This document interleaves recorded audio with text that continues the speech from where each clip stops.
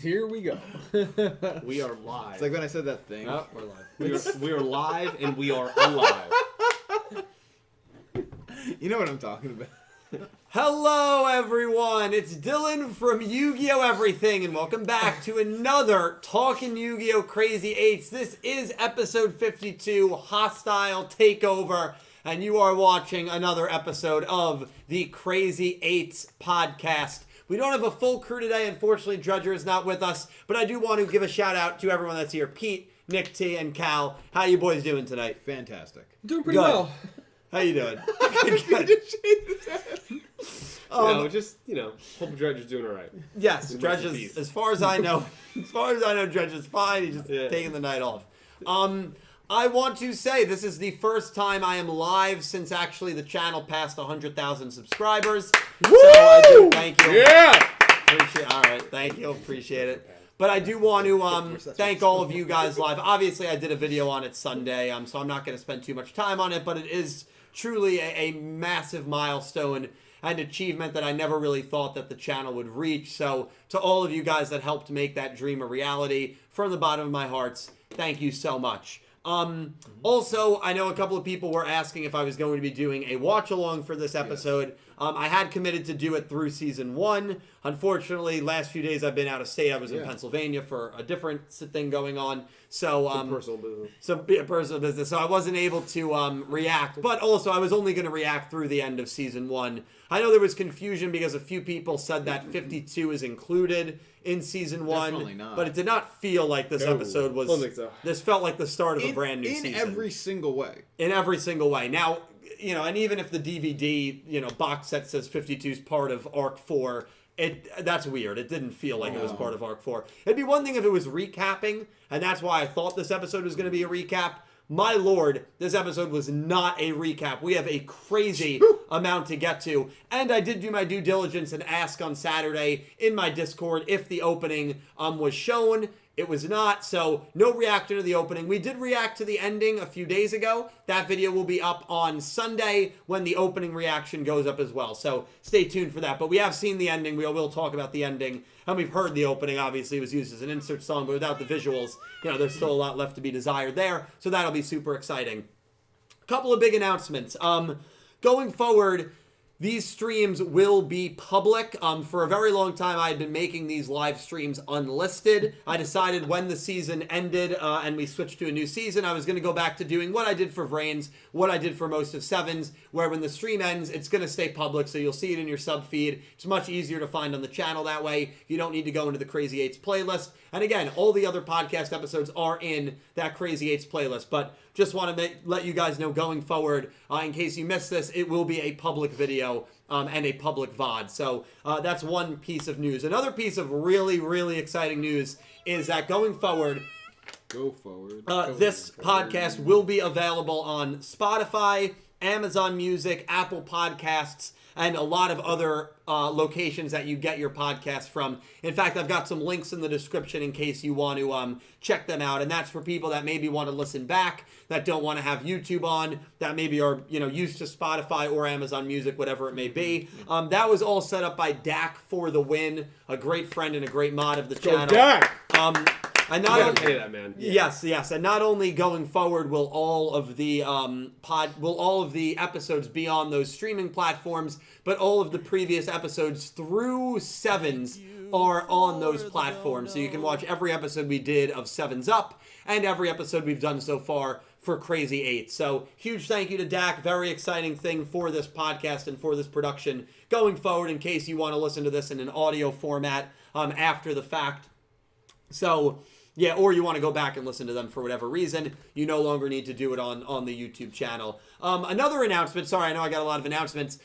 Master Duel tournament happening tomorrow night. We are giving away grand prizes as a booster box. Third place, you can win the signed t-shirt. Second place, you get half of a booster box. The sign up for that is still open. It is in the description right now. Just see tournament sign up. I believe it's the second line. You have to sign up on Challenge. Huge thank you to Latrell Manticore for helping me run that tournament. And that stream will be tomorrow night at 8 p.m. Eastern time. That's when the tournament begins. So I hope to see you there. And definitely, it will be on Master Duel. Definitely sign up for it if you're interested and you're available about 23 hours from now to Duel. And last but certainly not least, a thank you to everyone who donated and super chatted in last week's episode, the season finale of Crazy 8's and of Go Rush. Huge thank you to Philip Rosewood, Ice Aiden, Nando, TG Playmaker, Legendary Duels, Sin Cloud, Goose, Max, That Man, Pick Rick, Electric Kevin, Gravity Hero, Lorena, Casey, Dark Emperor J, Crystal Colden, Nadine, Solid Snack, C-San and Vaughn, and a special thank you to Colin Cleaves, who donated a very large amount. Thank you to everyone who donated or super chatted in last week's episode. You truly breathe life into not only this production, you allow us now to kind of expand to these platforms, but you also help the channel out immensely as well. So thank you. Yes. Say it. Check that. Okay. Jeez, all right. I was letting you finish. I didn't want to interrupt. No, I appreciate it. Angie, thank you so much for the $100 donation. Holy shit. Thank you so much, Angie. Oh my god. Salto. Sorry, not sorry. Nuke time. Congrats on 100,000 subs, Dylan. Here's to you. Here's to everyone on the podcast crew.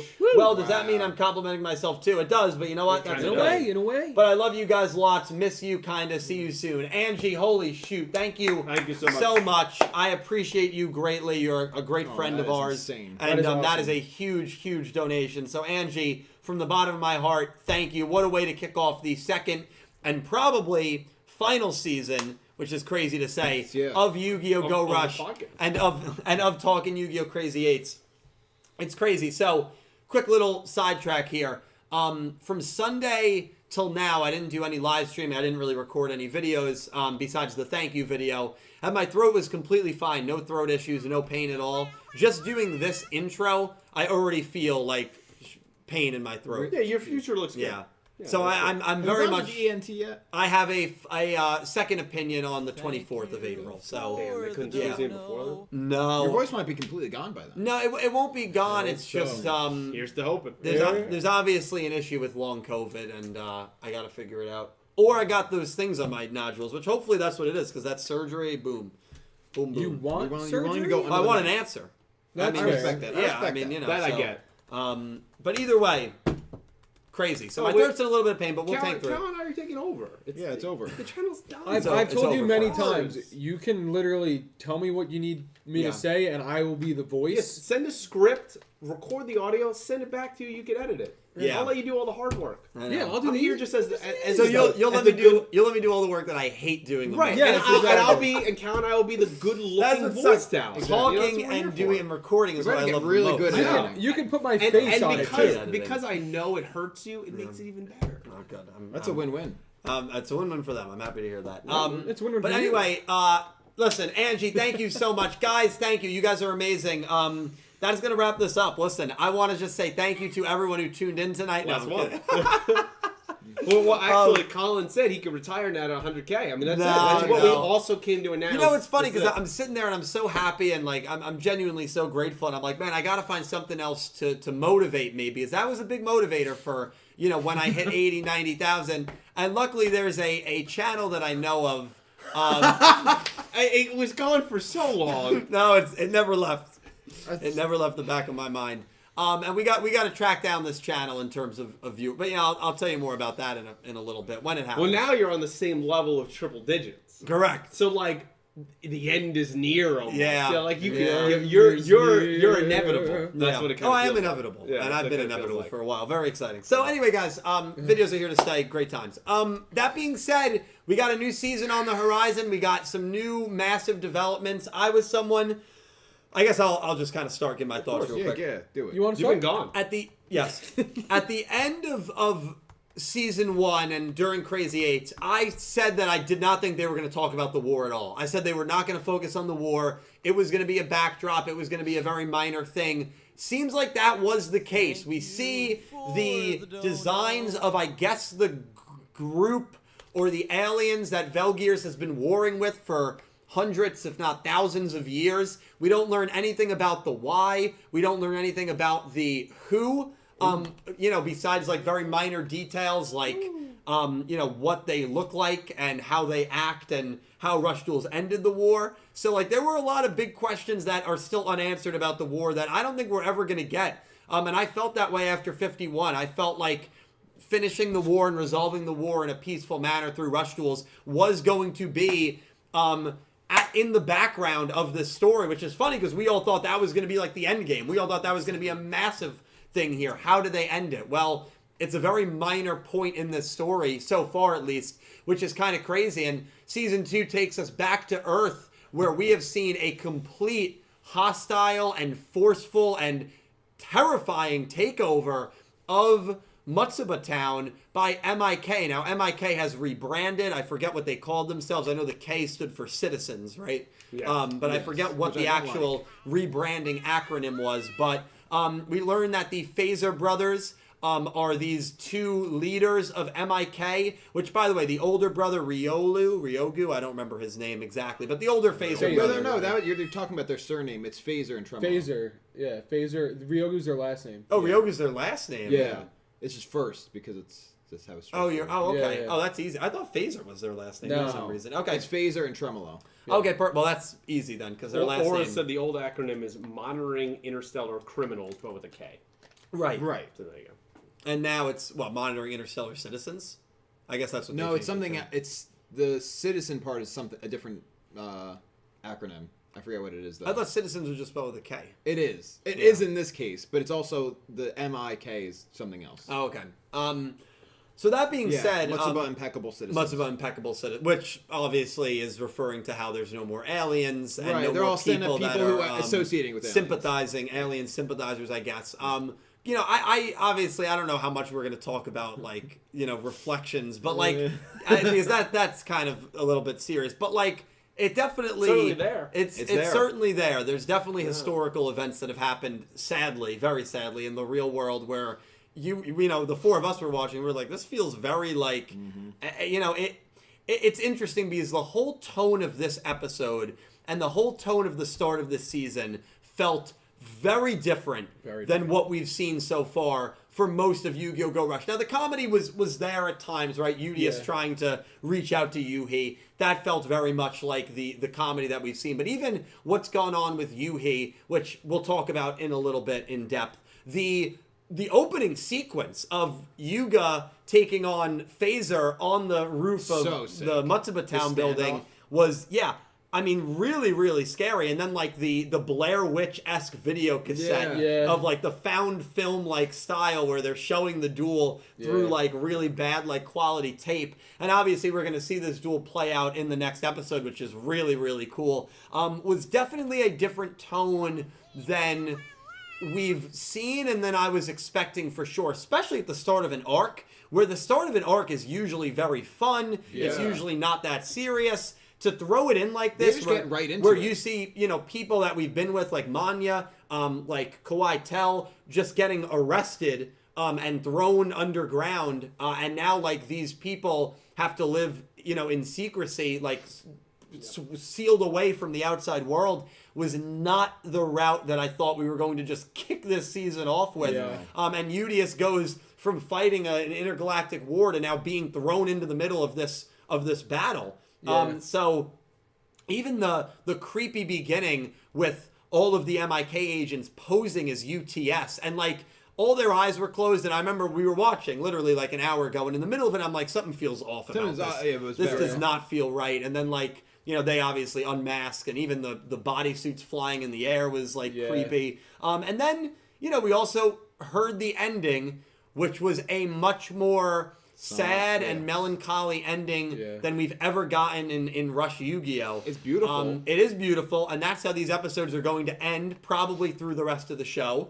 And I think we might have some, 2-year time skip as well, which we'll talk about. But, I don't want to get too ahead of myself, but it'll be interesting if this tone kind of keeps up or if it maybe reverts. But I really am pleasantly surprised with where this episode went, because I was mainly expecting a recap episode, which we obviously did not get. And I am really, really intrigued to see where we go and to get to the crux of it with all of you guys and to hear what you guys thought about the episode. I'll also make one more point. The opening was very upbeat.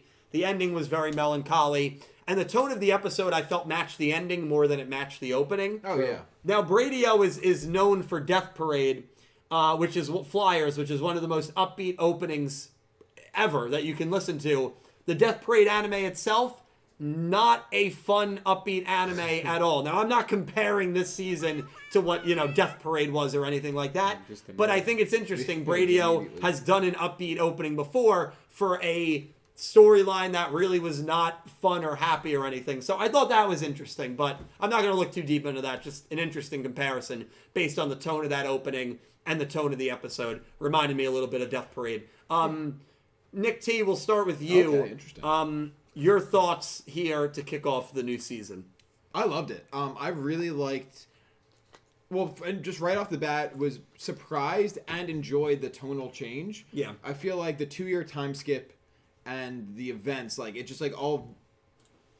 It was very fitting with, like, how it even felt right off the bat. Like, the opening sequence with, was the opening sequence yeah, it was. Yeah, it was in, like, almost silence. And Yeah, dead like, silence, yeah. you hear the wind, like, it was, like, a standoff, and, like, Yeah. it sets it up, like, right away. Like a Western draw. Exactly, yeah.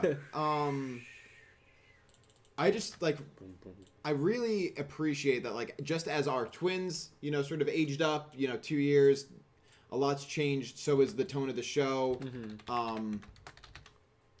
And I'm really, really intrigued with, like, how we're, like, what we're going to learn from all this, right? Like, Phaser and Tremolo taking control of MIK, like, there's just, like, so many questions, right? Ronron's missing, like, so many key characters are missing, and the power structure for MIK is obviously very different, because they did a complete hostile takeover of our town, of Earth? Is there just Matsuba Town? Earth. As far as we Earth. know, is it okay? They said in the episode, Matsuba Town is back where it's supposed to be. On Earth. And Well, they it's on show Earth. you Earth. It's on Earth. He's saying if this rain and what they've done is if they've Earth. taken over all of... I think as far as we know, it's just Matsuba. I think it's just Matsuba Town. But, like... Oh, yeah. Well, It just seemed very drastic, and I really like it. I love the character designs for Tremolo and Phaser. Like, Yeah, great I'm designs. very on board with what's been going on. And I love the opening, and even though we don't have the visual for the opening yet, I really love the song, and I really dig the style, even if it's a little simple, of the ending. Yeah. Well, the endings visually for Yu-Gi-Oh! Now for a very long time have always been pretty simple.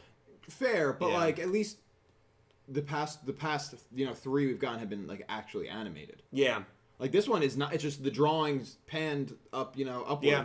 You're right. Which is cool. Like I dig it. I was just very surprised to see it as simple as it was. And that was obviously a choice by the team because they're ahead of schedule. As Oh far yeah. as we know. So no, that it seems was like a stylistic stylistic choice. Yeah, for sure. So definitely. And it reminds me a little bit of Seven's ending too, because no, not really, because those were the chibi styles. Never mind.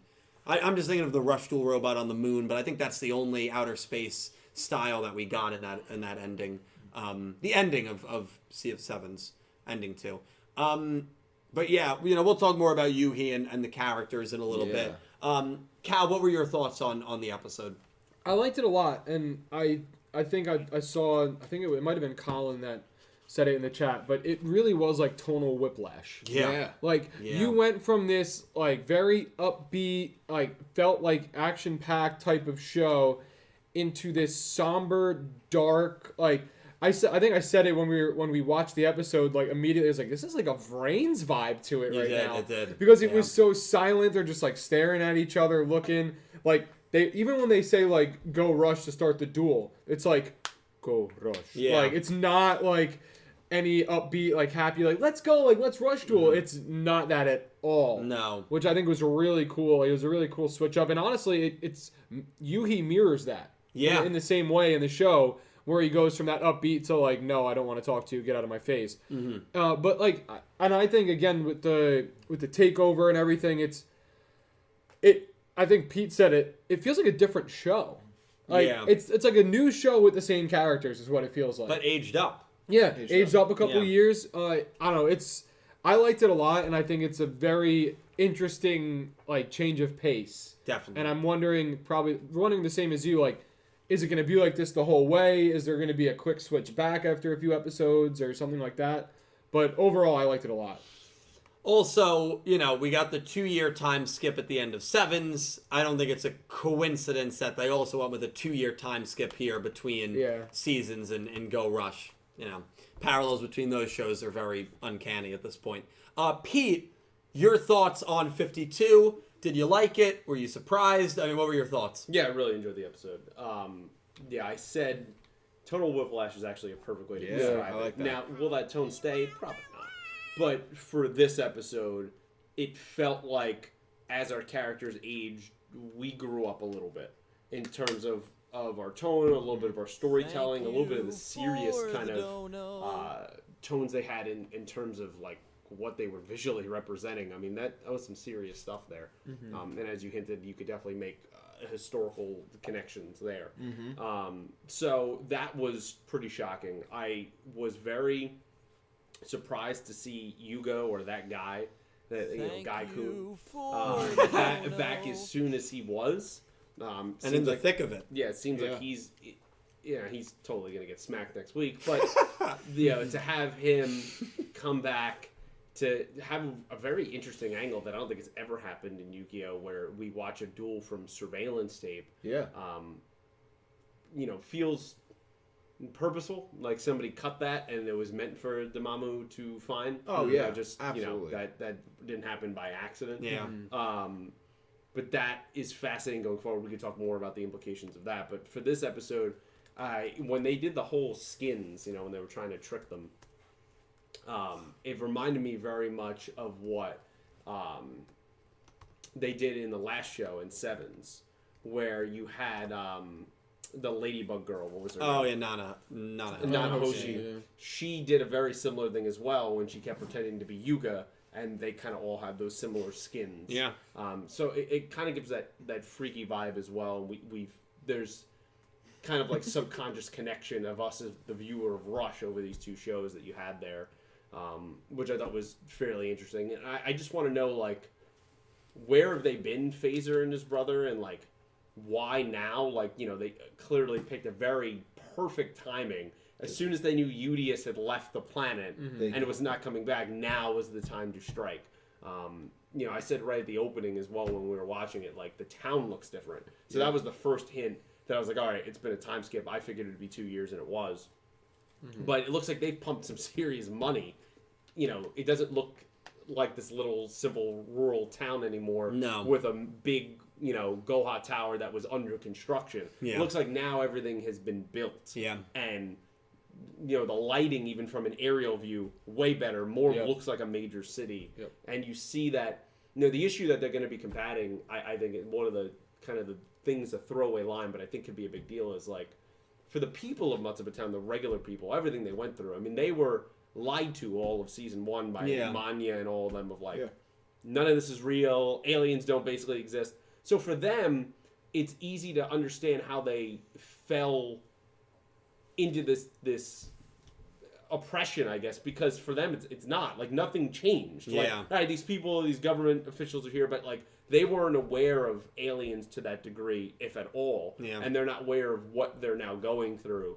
And even the people that were associated with aliens, like they don't even know. Like that was probably like UTS was just some weird organization, right? Like conspiracy theorist kind of thing. Yeah.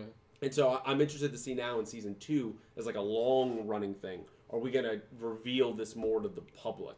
That was kind of one of the things I took away of like, hey, we're all present here and we're gonna coexist. It's very interesting that you say that, because couldn't you also see an angle where Phaser comes in, the true leader of MIK, I suppose, and kind of uses aliens as a scapegoat in order to justify doing what he's doing and getting them all to go underground. Yeah. And the people are like, oh, you know what? The reason we were out in space and all this crazy stuff was happening was because of these aliens that were living among us. So that's something that I can see them playing into. I just think that there's a connection there, and this could not be right at all, but that's what we're here to do, theorize. Yeah. I feel like at the beginning of the episode, you show us as the viewer of like, hey, here were two warring alien groups. Yeah. Right? That were maybe hundreds of years were in this conflict.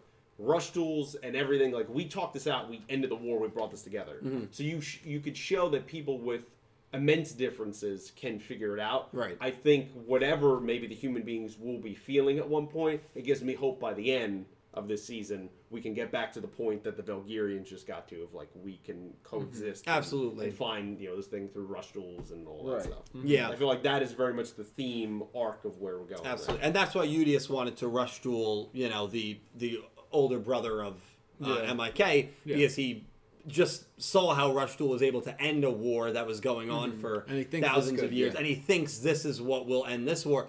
But it's not even really a war. It's not going to be that easy. It's not going to be that It's not easy. going to be that easy because there's clearly, right, why now? What are the actual motivations behind these characters? For months, we all thought, okay, these two have to be the leaders of the people that Velgear is warring with. Yeah. They have to be. Yeah.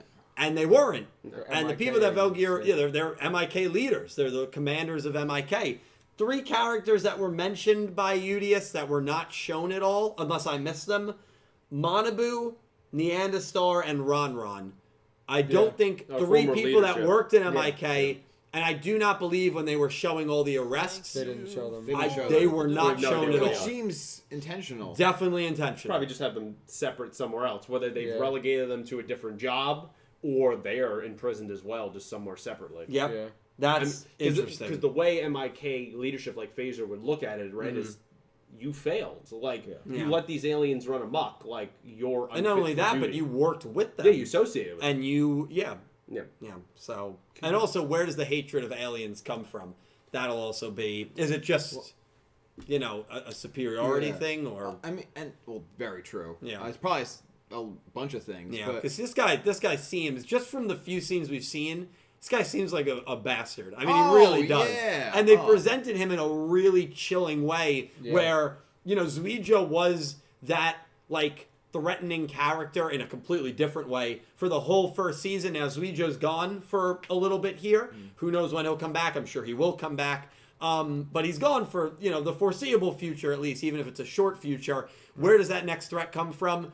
I mean, it's one episode after the other. Yeah. The Yugioh stuff comes to a very well executed end, and now this guy steps up, and I think already has the potential to fill the shoes really, really well. Oh, yeah. Really well. What were you going to say, Nick T? I think Before Nick T even speaks. Oh yeah, you wanted that's Holy shit. Maddie, thank you for the $100 donation. Holy shit. Second $100 donation of the night. Thank you guys so much. Angie and Thank you, Maddie. Maddie. You two are the best. Congrats on the 100K. Hope you and everyone is having a great night. We're having Maddie. good Thanks, nights. Maddie. Yeah, Hope you're having a good night, Maddie. Hope you are too, my man. Thank you so much. Jesus Christ, man. Thank you. You are Crazy. someone, and Angie as well, and a lot of you guys in chat right now that have helped me out, that have helped out the channel so much. Watching my content, liking, subscribing, donating. It has gone to help me in ways that you don't even realize. So from the bottom of my heart, thank you so much, man, and I hope you have a great night, dude. And we'll see you real soon. Thank you so much. I was trying so hard not to break your conversation. Yeah, I It know. was so No, good that back was and good. forth, No, and I'm like, no. I need to find a spot. Yeah, Maddie, thank you, dude. Jesus Christ, That's man. insane, Yeah, man. I appreciate it. This Thank is you, just Maddie. Also, using the link, that's equivalent to like a $160 super chat. Because YouTube takes like 40% off and then donate. It was just crazy. Yeah, it's insane. But so I guess they gotta make their money. I guess the ads they run isn't enough to. It's never enough. Or the fact gotta- that you they're gotta the feed fact them. that they're Google. You got to feed them on. Yeah. Is You it gotta feed enough? them on, so no. How dare you speak out on a major corporation? Well, listen. I mean, I am. Bold of you. I While live on that major corporation site. You're actually just feeding it. I know if this was Twitch would probably ban me from You the should go channel. What, Kick is the new one? yeah. I don't know anything about It the is, site. Yeah. The only good thing is it's a 95% to 5% split for subs. You could Jesus be Christ. amongst just the best streamers out there. Yeah, no, that's all right. I'll stay. I'll This is keep the my best 50. people I know. Just 4 great people on that side. Oh man, he's gonna be shocked. But never mind. Oh, Nick, you All right. So anyway, the people, the people that you listed, very specifically, didn't just work with aliens, but also were in the power structure of MIK. Right. It seems very specific that we don't know anything about Nyanda Star, Manabu, and Well, Ron Nyanda Ron. Star is an alien. She is an alien, so Yeah. yes, you logically should get locked away. But I'm saying, yes, they all worked with aliens, but it's deeper. I feel like it's deeper than that for them three because they were within the MIK power structure already. So I feel like they had to do something with them specific. They Also, they also weren't in the ending. They weren't in the ending. They're dead. Yeah. Also, I've got to We find the bones. rewatch, and there's probably people out here that can in chat that can help me. Maybe you three can. There was like I'm confused about one thing. The one thing I'm confused about Just is one thing? they mentioned that they had to go underground, that everyone went underground, but then they also showed shots of like Mitsuko in prison. Mm-hmm. They showed shots of I think Chupitar and Kawaitel in jail. So why did some of them go behind bars and the other ones can roam free in the underground area? I think it was. Or was it people- symbolism? And they're not actually Well, behind bars? No, I think they're definitely behind bars. I think it's people that were that they just were able to capture, were more present. And I think maybe they don't give a shit about any of the aliens that are already down there. It's just the ones that continually keep coming to the surface. So do you think UTS is hiding down there? And like that's what we were forced down here because they have to hide down there? Well, they're 100% hiding. And they weren't actually captured or Well, no, relocated. the aliens are the only ones that are actually behind bars, though. But there's aliens It's like in human. No, like the aliens that are already down there, they don't care about because they're not bothering. I see what you're saying. But The those ones- okay. aliens specifically are behind bars, whereas the people that were working with them, UTS, were just sent underground. Right. Because they're like, we don't want to give you the same Yeah. treatment as those aliens, so just go over there. Yeah, you're And right. also, Okay. the aliens that are behind bars were directly related to the Matsubo incidents. Yeah. Like, yeah. I think, Phaser's brother says it there. What's his name? Tremolo. Right. Tremolo. Right. He says it right there. He wants Yumu. Like, Oh, yeah. Like, That'll clearly, be a duel. she has been a thorn in their side in her little rebel Right. group for Which I 2 love. years now. Yep. So while Yuhi has been being depressed boy, like she's actually been fighting back and doing things. Fighting the good we fight. assume. Yeah. And so I like her little welder's mask that she has too. So we know she's a criminal in their eyes. Like in MIK's eyes, she's a criminal, and they're gonna deal with that one way or another. Maybe they haven't gotten. They're forming a plan. They don't know exactly where they are in the alien underground. They don't care enough yet. Something like that. Well, as long as they're in Yeah. the underground, for them, it's just like, as long as they're under there, it's fine. It's and straight then up when guerrilla they show warfare. Up, they, It's- Yeah, exactly what's Yumu going on. versus Tremolo is going to go hard. That's going to be a good duel. Oh, yeah. Hard That's to going to take. be a really good duel. Especially because we haven't seen Yumu duel just as herself in a while. In a while, right? yeah. I mean, bit. I can't. Was her last duel against the that guy that was like the Yeti looking guy that was acting horribly? Remember him in the Might Luke be. arc? It might Yeah. be. What was that guy's Oh, name? no. I don't remember. What was his thing? Oh, It's not yeah, worth he was remembering. bad. He was like, He kept thinking that he was a good actor. I that guy wasn't. You really that think bad. you're a good actor? I don't. I don't. Unless she had one in early season or arc. No, 4 because then the other time she was Earth the Mark. Yeah, she was Earth the Mark. Yeah. She was out of her mind. That'll be a really cool duel. So yeah, Yukio, yes, Right. Yeti right. Yukio. Oh, it was we battled Yugioh. Yeah, That's right. right. How can we forget? Yuumu versus Yu-Gi-Oh, and you guys picked Yuumu to defeat Yu-Gi-Oh, which was crazy. also the chat saying supposedly Yugipedia isn't like working again. Oh, great! They're back. Probably not fully up, but Here we Dude, go. dude, that's great. You can make content again. Well, that is great. Okay, I'm sorry. Drop. That doesn't even make sense. Don't forget to drop. here we go. What do you mean? Like how the mouse just fell like 3 different layers. You It was like, That's great news. I weren't did even not- using the mouse. No, I didn't. I did not hear that about Yu-Gi-Oh. they said they're saying it's like slowly coming back, so not Good. everything's there, but that's huge. They went deep underground, discovered the servers that they had from 3 years that backed up, and they're slowly bringing them back online. A Sure. character that we have How's not that? touched on that we obviously need to talk about because he's a character that I would say has probably been affected the most in these 2 years Miyagi. This guy's thinking. is Yuhi. Yeah. We see Yuhi. He's going through his I guess teen rebellion They years. literally said that. Yeah. It seemed Yeah, he seemed very disinterested in everything, in life, in rush dueling. Did he remind you of someone? Thank you for the donut. Is that a Yusaku setup? No. In real life? No, in the show context. Oh, okay. Like in our Rush universe. Reminds you of anyone? Disinterested. Angsty. When you give up, let me know. Oh, there's no punchline, Colin. I'm being serious. At first I thought There's no punchline. No, a character that's not Is this nailed. not very similar to a similar character that we saw took a 2-year time skip, kind of dressed the exact same way, be super disinterested, and distance themselves from everyone? Yeah, I wasn't exactly thinking what of the happened show. to him. Yeah, became more closed off. Literally exactly what happened to him. Yeah. And wasn't he also wearing his schoolboy uniform in the... Yeah, literally exactly what happened to him. Yeah, it's good. I mean, right, we didn't see it. Yeah, that's not a bad comparison, I got there right before you. Just It's not a bad See, comparison. they were so used to a punchline that they couldn't take me seriously. I thought you were going to grill No. No. Yeah. But that is exactly what happened to him. Yeah. Yui's a character that I know a lot of people have been, kind of on, where he'll have really good episodes like the Shubaha episode, and then he just kind of reverts back to, Yuhi, yeah, kind of a punchline.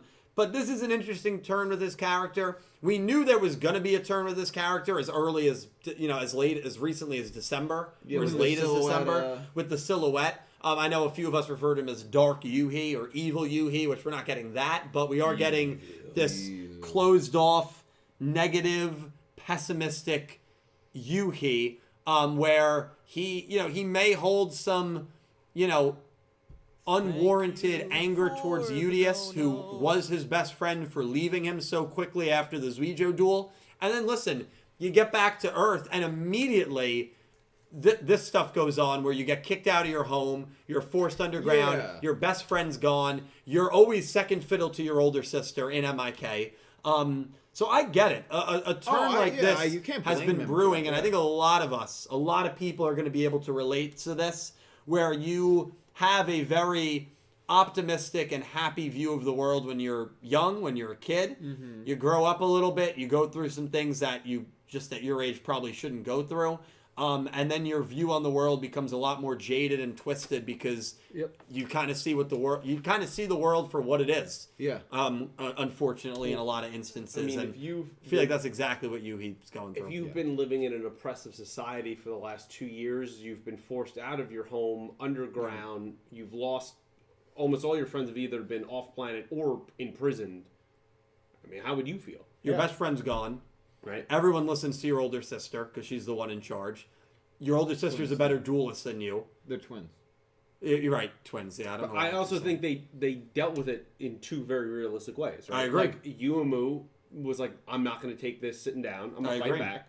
Yeah. And Yuhi was like, "What? Like, what's the point? Like, we don't have a chance here. Like, Rush Duel's like it's dumb. They've probably been brainwashed in some ways to believe that. Like, look at all the trouble." Meeting Yugioh and Rush Duels and all this has ended up getting us in anyway. Like, what's the point of this? Yeah. That's it. So they took it in 2 very realistic but drastically different ways. Yeah. No, and it's been... I thought it was super well done because it was so realistic. Did you have any thoughts on it? Did you like it? I did. I think that the polar opposites with twins is always a fascinating thing. Yeah. Because I feel like personally I explain like when people ask, "Oh, like is your sister like you?" Like we're not. Like we handle a lot of things basically in the complete opposite way. So it's a very realistic thing to see like some type of, hardship comes down and one person is like, "We got to fight back," and the other one's like, why even bother? Because we have 2% chance of coming out on top of this. Yeah. And Yugioh, who has been our biggest ally, is off fighting a different war. Like, what's the point? And he probably feels deserted by Yugioh, which is unfair. A little bit. But you're a young kid, so that's a normal way to feel it. Right? Your best friend, someone that you thought was your best friend at least, left and said 2 sentences to you and then left. And he's gone for... I mean, Yuhi doesn't know when he's coming back. Yuhi doesn't know if he's ever coming back, but I thought it was really telling how jaded of a person Yuhi has become, that he didn't really have any reaction to Yugioh showing up. Okay. Like, he was clearly a little surprised that he saw him, but no happiness, No, like, oh my god, I can't believe you're back. No excitement. Just that complete monotone, disinterested. Because he feels abandoned. Exactly.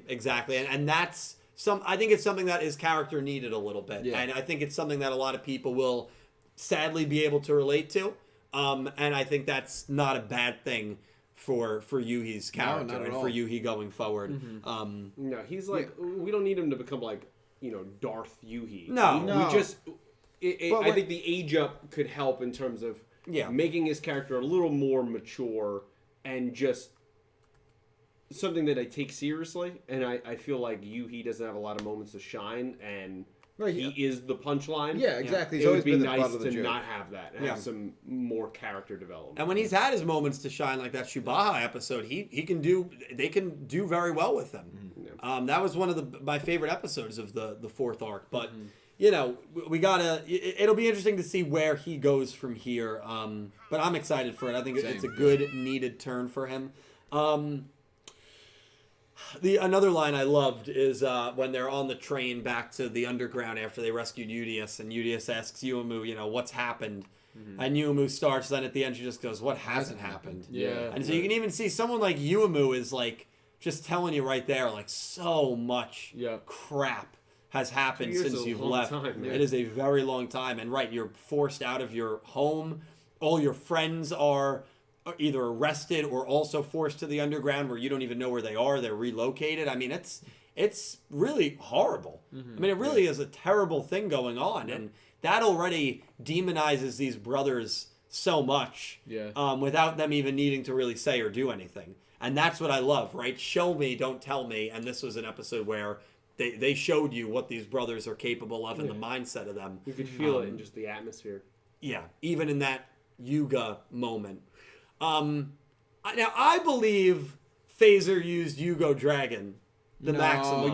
He didn't. We see the three heads. It's a huge monster. It's a huge dragon-looking thing with three heads, but the color scheme is different. But it's black. Different. It's shadow. We can't see the color scheme. I know. No. It's not. It's black and white. It's black and red. But it's also it's different. It's red. It's not the exact same one. It's not. I don't know. Do you think he's using a maximum? Yes. Yes. Do you think that's a maximum? Probably. Yes. What do you think? I'm going to answer yes to both questions and then say that it's not. Oh, I thought you were answering a yes to is it Yugioh Dragon. No. It's I not. mean, it's similar composition. Sure. It's the three heads. Okay, yeah. All right, it's because similar. all we saw was three heads and then like a neck. Yeah. It's similar.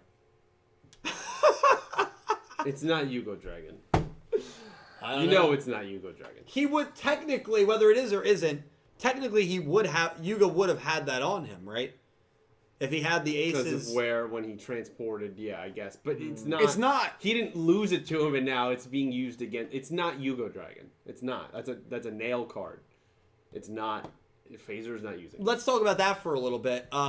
Why? Any theories on why Yuga has sought this character out and is fighting him? Is it as simple as what he's doing, or do you think there's something deeper here on top of the fact that we know Phaser probably is going to use a maximum? Unfortunately, that was kind of spoiled in the commercial. Hate it when they do that. It sucks. It's like when they announced in Arc 5 that Jack and Crow were coming back like weeks before they actually returned. It's like it would have been so much cooler if they just showed up in the episode. I get why they do it. It's annoying. Every Yu-Gi-Oh show does it. A lot of shows do. A lot of shows do it to try to hype up some, And that's why I don't watch like the endings of shows. Yeah. And, like when they do those little teasers. Right. But what do you think? Why is Yuga challenging him? Do you think it's as simple as he doesn't like what's going on? He screwed the whole timeline. I mean, everything of what he did is screwing this up. So I think he's just trying to course correct what's going on. Mm-hmm. I mean, if let's say this ends up being a maximum, which it probably is, right? Like, we're still unclear of the timeline. Are we in a different universe? Whatever's going on, but I imagine Yuga didn't intend for someone else to have a maximum. They're pretty rare. Didn't expect this to happen. Probably trying to course correct that. Not going to go well. Yeah. But I imagine that's why he's trying to stop the bleeding. He's not going to be able to. You know what? Another thing that I love what this episode did. What? We haven't even mentioned the creator. And how much were we talking and yeah. speculating about And him then just like after that, we 51? forgot. And because this episode was so good and so much that happened. And yeah, right, and so much happened where they said, no, this is where your attention back. should be. Yeah. He's not even on the top of your minds. But He'll right, be back. that's another lingering, potentially god level threat we'll out see there. it 20 episodes from now. Do you think there's any connection between him and the brothers? No. Phaser and Tremolo? I don't think so either. Yeah, I don't think so. I think it's more likely there's a connection still between Yuga and him, and he's met him. Yeah. Crazy, man. Really, really good episode. Pulls in. 61% thought it was great. 33% thought it was good. 2% thought decent. 2% thought bad. So I think that's the lowest decent bad combo we've ever seen. 96% thought it was Yeah. great or Oh good. yeah. Yes. Yeah, only 2% thought decent or bad. So clearly a very good start for the arc. And it's doubly exciting because the beginning episodes of arcs have always been the weak point of... Yeah, usually it's kind of our relaxing moment. Absolutely. Yeah. 100%. So to thrust us as much as they did, to really thrust it in was really, really I love good. how the episode also just starts off with like the war ends, but like Yugioh just takes a fat L to the face. That's like, right. Like, That's right. Like yeah. that's how it literally ends. And Yeah. I'm like, all right, that's a way to It's like, oh solve no, it. he losing. Like, I'm just wow, gonna that was miss fun. Zuijo's voice. Yeah. I'm really gonna miss. That. Okay, give me an episode number. How long is Yugioh gone for? Chat, you can play along. How many episodes? Like is what Yugioh episode will gone he for? show up in? Or Yeah. like all right. What episode does he show up in? We're on 52. We're on right? 52. You can write the episode number that you think he shows up Theoretically, the arc would end what? in. Like 65? yes, 64? Yeah, something like that. 64. So probably not this arc. Probably another Probably. arc thing. I was He has thinking no or reason the to seven- return. 78 like was about where I I'm was thinking. feeling somewhere around that. like the late 70s, early 64, 80s. be like 77. I'm feeling like 74, 75. Oh, so like the end of that arc. Yeah, Got like it. we're right at the end of the second arc of season 2. I could see the end of that or the beginning. It's of gonna the be third. it's gonna be a bit. I have my guess. Nick T, what's It's yours? gonna be a bit. What episode? I was gonna say 55. I'm gonna say like the third episode of second arc of season 2. So this was a trick question. I've read the summary for next. No, I'm kidding. I'm kidding. I would have sworn. He's back next Imagine week. if I So, yeah, wasted. I'm predicting like 15 plus episodes. I would have just clicked end stream right there. I think it'll be like a revolver length. Oh, yeah. So I think around episode 70, 71. Yeah. We're gonna be on the brink. Yeah. This man's gonna show up, save our bacon. I think this arc, he won't be here. I think he'll be He mid has to no end of return. arc. He has two. no reason to return back. And to then I Earth think he's right dealing now. with stuff out He's there. exactly. Yeah, he's doing yeah. his stuff thing. going on. He's tying He's like, up and some he's like, loose yeah, ends. I'll take care of this. But also right And then now, reverts back to violence. right now his story is over temporarily, and I say temporarily because obviously whatever's going on with the creator, he still has a big role to play in course. stopping the creator. Maybe that. So- He's gonna wrap up what he has to do, and he's gonna go seek out their creator. Oh, I'm sure. I'm We sure get a that's separate story of that going on. I'm sure that will be the end of the show. I'm pretty confident the creator is the end Yeah, game of the show. I think so too. Yeah. But right now we've got interesting characters in Phaser and Tremolo. It was me, Yuga. It was always me. Also, Yeah. Aura sent a link in the chat of the Maximum, Oh. like the actual Maximum Maximum. from the show. That's not the dragon that you thought it was. Well, we don't know that. Let me take a look. I saw it. The So- literal Mine own eyes. fake hype machine that this man is. Hang on. We don't know what's going on, chat. What do you mean you don't know? We have to get together and figure this You have to out. scroll up. Yeah. We're gonna figure it out at some point. All right, let's take. I mean, we have to get It together. actually looks a lot Right. cooler than that one, to be honest. Oh yeah, that is Dude, cooler that than is Yuga. beautiful. Right, and so that is what we more than likely saw in the surveillance footage. Yeah, we all know what that's what it is. Yeah. Yeah. So this is a blue Yugo dragon, which is crazy. I hate him. I'm gonna show you guys this. This is something you guys want to see. They're not going to want to see you. Nope, sorry, that's Otis. Hold You on. did- I knew. I knew he was gonna. Do He that. didn't even say the creator. He said Otis. He said Otis. I hate him, dude. Look how long it's still up. Is it still up right now? It's still up right now. Is this it? Can you It's show gonna this? It's going to be Pete. Oh wait, no, I don't think. Thank God it didn't work. Hold on. And not that it's like nudity or anything. What did you what think was it was? it? Wait, what? It was when I edited like mail briefs onto Giant Bulge when they first got right, announced. right. This is courtesy of Aura, Entame, Subs. This is probably the monster we see Definitely. Listen, Maximums. I actually haven't even seen this monster yet, so that's super cool. I'll say this. Maximums were some of my favorite summoning moments in all of Sevens. Yeah. I still think Nail's Yugioh Dragon summon was one of the best moments in Rush Yu-Gi-Oh! One of the best moments in all of Yu-Gi-Oh! Just the way, yeah. The first Maximum we see in this show, and it'll be fitting. Tri-burst. It's going to be fitting that it's against Yuga, and it looks kind of like Yugioh Dragon. It's just a blue version. No, it's a Kraken. It's just straight, no. Yeah, it's a Kraken version. Yuga Dragon is a tree dragon from Norse mythology. And this is a water dragon. And yeah, it's exactly. Yeah, they're dragons. Yeah, that's it. You're dragon, dude. Oh. Okay, you can't say the And punchline. No, you can't say. It's cool. This is, Pete, what are your thoughts, man?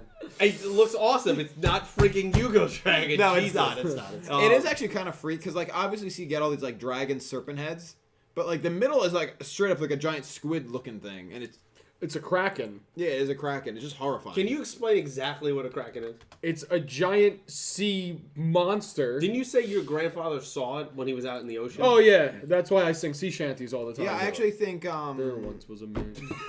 Classic. Classic. yeah, dude, that's a good meme. Why is this on my computer? Oh, I forgot about that. Yeah. So, I They mean... set that up. They You, set me up yeah, for you that. did that. I did that. No, I did that. I watermarked it. Oh, I thought No, you did it no, me. no, I was no. like, what? That was a prime meme edit. Dude, thank you. That was a good- I was like, it just came to me. God damn it. It's going to be awesome, this Kraken. I'm excited. I want Maximums back. I want to know how they were created.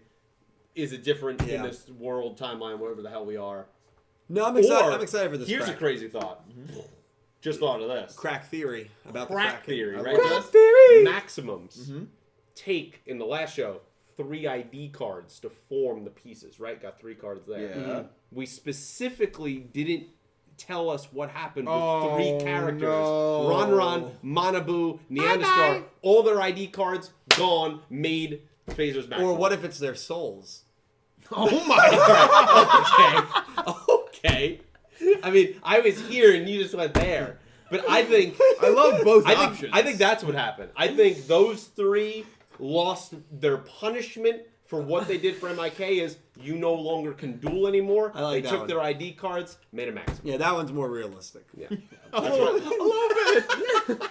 I like where your head's at, though. No, that's Now, good. there is also the thought: did the aliens have ID cards for when they dueled? I don't because know. I don't know the rules. Well, because they also This is a crack. they also captured 3 aliens. They did. So Yeah. that's another. That could one of the brothers, each brother. 3 aliens, Oh, come on. 3. Boom, boom. The 2 ID maximums. cards also might not be a thing in this. It might not be. Right. No, but I'm saying- I'm yeah. spitballing with crack theory. Yeah. I'm just bouncing That's all off I'm his doing. To theory. your point, Go basketball. Hawk, not Go Hawk Company. Squirrel. Yeah, that Go Hawk Company could have invented ID cards later, like as duels were being modernized. How were they made? That's what I So need to know. first they started Yeah. out with souls, and then they went to ID cards. Right, it's like, hey, maybe we should stop According to putting our Dylan. souls into the duels. Yeah. We should start putting ID cards. Because this is getting dangerous. Somewhere along the line, they were like, oh. Yeah. Like right around Arc 5 when people were getting carded, they were like, Maybe the souls. We They probably stop. Probably It is a stop card that. game yeah, after probably, all. Yeah, I probably don't- stop yeah. that. Yeah. Yeah, I mean, this is gonna be good. This is gonna be good. We're gonna see Yuga get smacked by another Well, Maximum. or Yuga in that moment, he was smiling when he saw the Maximum. It's not only because, wow, he thinks of Nail, right? But he knows he's about to die. So, like, that's like a moment of him, like, reflecting on his journey, and then he's about to get It's wiped. been a good run. So say your goodbyes to him next week. That's one of those moments where, like, it zooms in on his smile right after the summon. You might be asking how I ended up like this. Record scratch. And it does the rewind. I gotta take you back. Which is to fitting this because we duel. I just can take it watched back to that when thing. I was in the hyperspace with a psychopath. It goes right back to that moment. I mean, poor Yuga, man. He just wants to get back to his own timeline, and he's dealing with Maximums again. But yeah, now he's brought Maximums into this timeline. So, like, because Yuga had to have made the Maximums. Did he? I don't know. Possibly. I don't know. Maybe he gave the idea that Phaser took the maximums for. Like he gave him the idea. Well, they did raid Goha Company. Took They all did. the secrets. He could have been like, make me something new. True. He mentioned it on file with Goha Yuna. Yeah. Then they just download the files. So like, we're gonna exploit this. Yeah, and then he's like, hey, I like sea serpents. You're gonna make money. me. Before we get to some of the super chats and donations, and I want to thank all of you guys for being here. Thank you so much. I hope you guys are having a good time as we kick off the final season probably of Yu-Gi-Oh! Go Rush. We are also 8 months away. I knew. I could just tell by the tone of your Let voice. me finish my announcement. No. We are also. Oh god. That was like a specific tone that you went for right there. Like an annoyed teacher. No. I can wait. Well, let him cook. We're 8 Doesn't know months. how to cook. We're 8 months away from Yu-Gi-Oh! 9, so crazy stuff. But anyway, enough about Yu-Gi-Oh! 9, guys. I do want to bring it back to Bring it back. to the ending. Bring it So back. let's talk about the ending a little bit. Obviously, the visuals were, just a scroll. But song was an interesting vibe, a vibe that we're not really used to. Nick T, you're the music guy here. I mean, what were your thoughts? I loved it. I really Somber Jam. as far as for Rush Rush Yu-Gi-Oh! It's very new territory for us, but I really like the I'm gonna have to revisit it because I only heard it once now. But I really like the somber nature of it. I think it fits the tone of at least this episode quite well. Yeah. I don't have much to go on. That's fine. with the I music can yet. add on to that. Yeah, but I do have a thought. I actually, when we were talking about it as we watched it together, compared the very last shot with the dual disc to Brains, but I was actually mistaken. It was Seven's opening 2 that ends on the shot of the dual disc on the desk. Oh, you're right. That's what came to mind immediately. But there's a Brains ending where it has just the circle, like where I was, of the dual disc without I in it. So maybe and the dual disc showing. Oh yeah, Arc 5's got I guess endings that it do it. is a That's trope, a classic Yu-Gi-Oh! but ending. I don't yeah. know. Go That Rush or the hasn't mole done laying it in the yet. grass. Yeah, Right. Go yeah. Rush hasn't done it yet, so No. this was a fun thing to see. It's the dual, or it wasn't the dual disc on the desk. It was the what's the spaceship? Velvelgi. Yeah. Yeah, those people got also screwed up too. Yeah. I mean, they just God. got wiped. Yeah. But I like that. That was the last shot. Yeah. I really like the visual. Really like the song a lot. Granted, I'm biased because I really like Because you worked on it. Yeah, I worked on it. I was gonna say I think I still like ending one more. The Youth K is I just love his He's good. approach. It's it never feels soundtracky when I'm listening to, even though they are those songs that he writes are specifically for shows. Absolutely. And they never feel soundtracky No, to me. no, he's a genius. Yeah, but I like this one a lot. It's a complete opposite vibe, Yeah. but it's sick. Something I love, and I got to re-listen to it, lyrics, because I've only listened to it twice. The first time was obviously reacting, and then the second time was just tonight when we watched the episode. Lyrics were really, really enjoyable. But yeah, definitely a different vibe than I would have expected. But really, the whole tone of this episode was different. Cal, what were your thoughts? I got to get a water. On the ending. Yeah, on the ending. Visually, I mean, I know we reacted. So visually, it's very. It's very, I feel unique for at least for this anime. I'm trying to hold my composure while Nick T giggles over here. It's just it's like a in Star Wars when the credits roll and it's going out into space. It's like that, but with images almost in a weird way. Yeah. Where they're just kind of going up and. Yeah. But there's I think you had said it to me or to all of us. There's a lot of space in there, just open space where they could potentially put more characters, put more monsters, whatever it is. I can't concentrate with the two of you right Sorry, now. keep going. But the music, the song itself is super soft and more somber, and even the lyrics I was reading them as I was listening to it. They're very they don't seem necessarily that happy. No. At all. No. And then it's more of like it's a sad tone, but saying like as long as I'm with you, everything will be okay, like kind of thing. Yugioh's return, yeah. So it's very it's interesting. I like it, and it kind of the tone of this episode fits it well. Yeah. Even it's interesting. And it's something I've been piecing together, like based on like watching other like openings and endings. Even though there's not a ton to go by with the ending visual, but like the juxtaposition almost feels like, you know, it's all our characters smiling, even though they're like not all together, just like sort of in a row. It feels like say like Jujutsu Kaisen opening 1, or it's like it's either like it to me either feels bittersweet in the way that's like either not mourning what could be, but like somber over what could be, or like the happiness that maybe we once had. Yeah. That's well said. Pete, anything you want to add on to it? I mean, not really. I just would have liked more interesting visuals. Fair. And Totally fair. I think one of my favorite parts of endings and Sevens in this was we kind of get to see the canon version of other activities that they do that don't go into the episode, like, you know, when the crew in Sevens went to the beach and all that stuff. Yeah. And I like those moments. It expands, I think, a little bit of the universe. So when you just have a very plain style thing, yeah, it's not a huge fan. Even the first ending of this show, they would like add into the scenes as the season was going on. Yeah. So like it might have been the same exact scene, like where they were like in the woods and there was that one little shop, but then it just kept more people just kept showing up. Yeah. And Which was I cool. really liked. Yeah. And this didn't feel the same. But it's okay. I mean, the song was good. Yeah. Definitely more somber. Yeah, I think that ending will hit if we get some somber endings to episodes. Yeah. Because remember, that will immediately follow the end of these episodes. And if we get an episode that has a really sad moment at the end, that's the song that plays, and I think that could really be effective.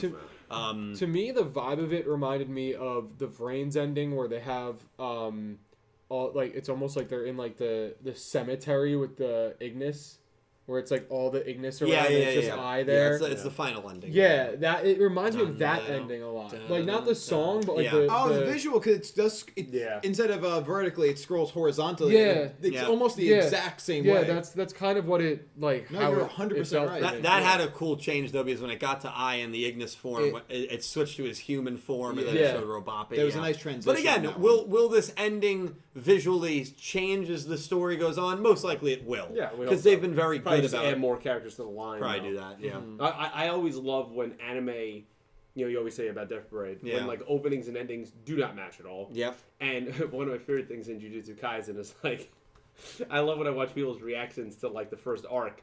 You have all the stuff that happens that I won't spoil there, especially toward the end of the arc. Yeah. And then you hit it with Lost in Paradise. Yeah. So you have this super upbeat song, so like you have all this horrible shit happen, and then you go, it's like, I don't want to be happy right now. Like, this is awful. Oh, that was awful. I love when the worst ending. The worst ending of an episode, like you're depressed, and you're like, oh my god, I know, it's all of them shopping at a mall. It's like, oh, and I'm like, no, I don't want this.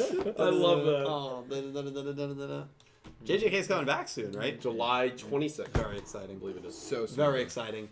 We're gonna I want to thank all of you guys for getting here. I think we at one point peaked over 120 viewers, which I think is the most we've had in a while. Yeah. I mean, maybe since we started Crazy 8's. So we're back, new season, baby. Yeah, thank you guys so much. We appreciate you being a part of this. And again, if you're interested in joining the Master Duel tournament, which will be tomorrow night at 8 p.m. Eastern Time, hosted by me and my friend Latrell. We'll be streaming it. Link to join is in the description.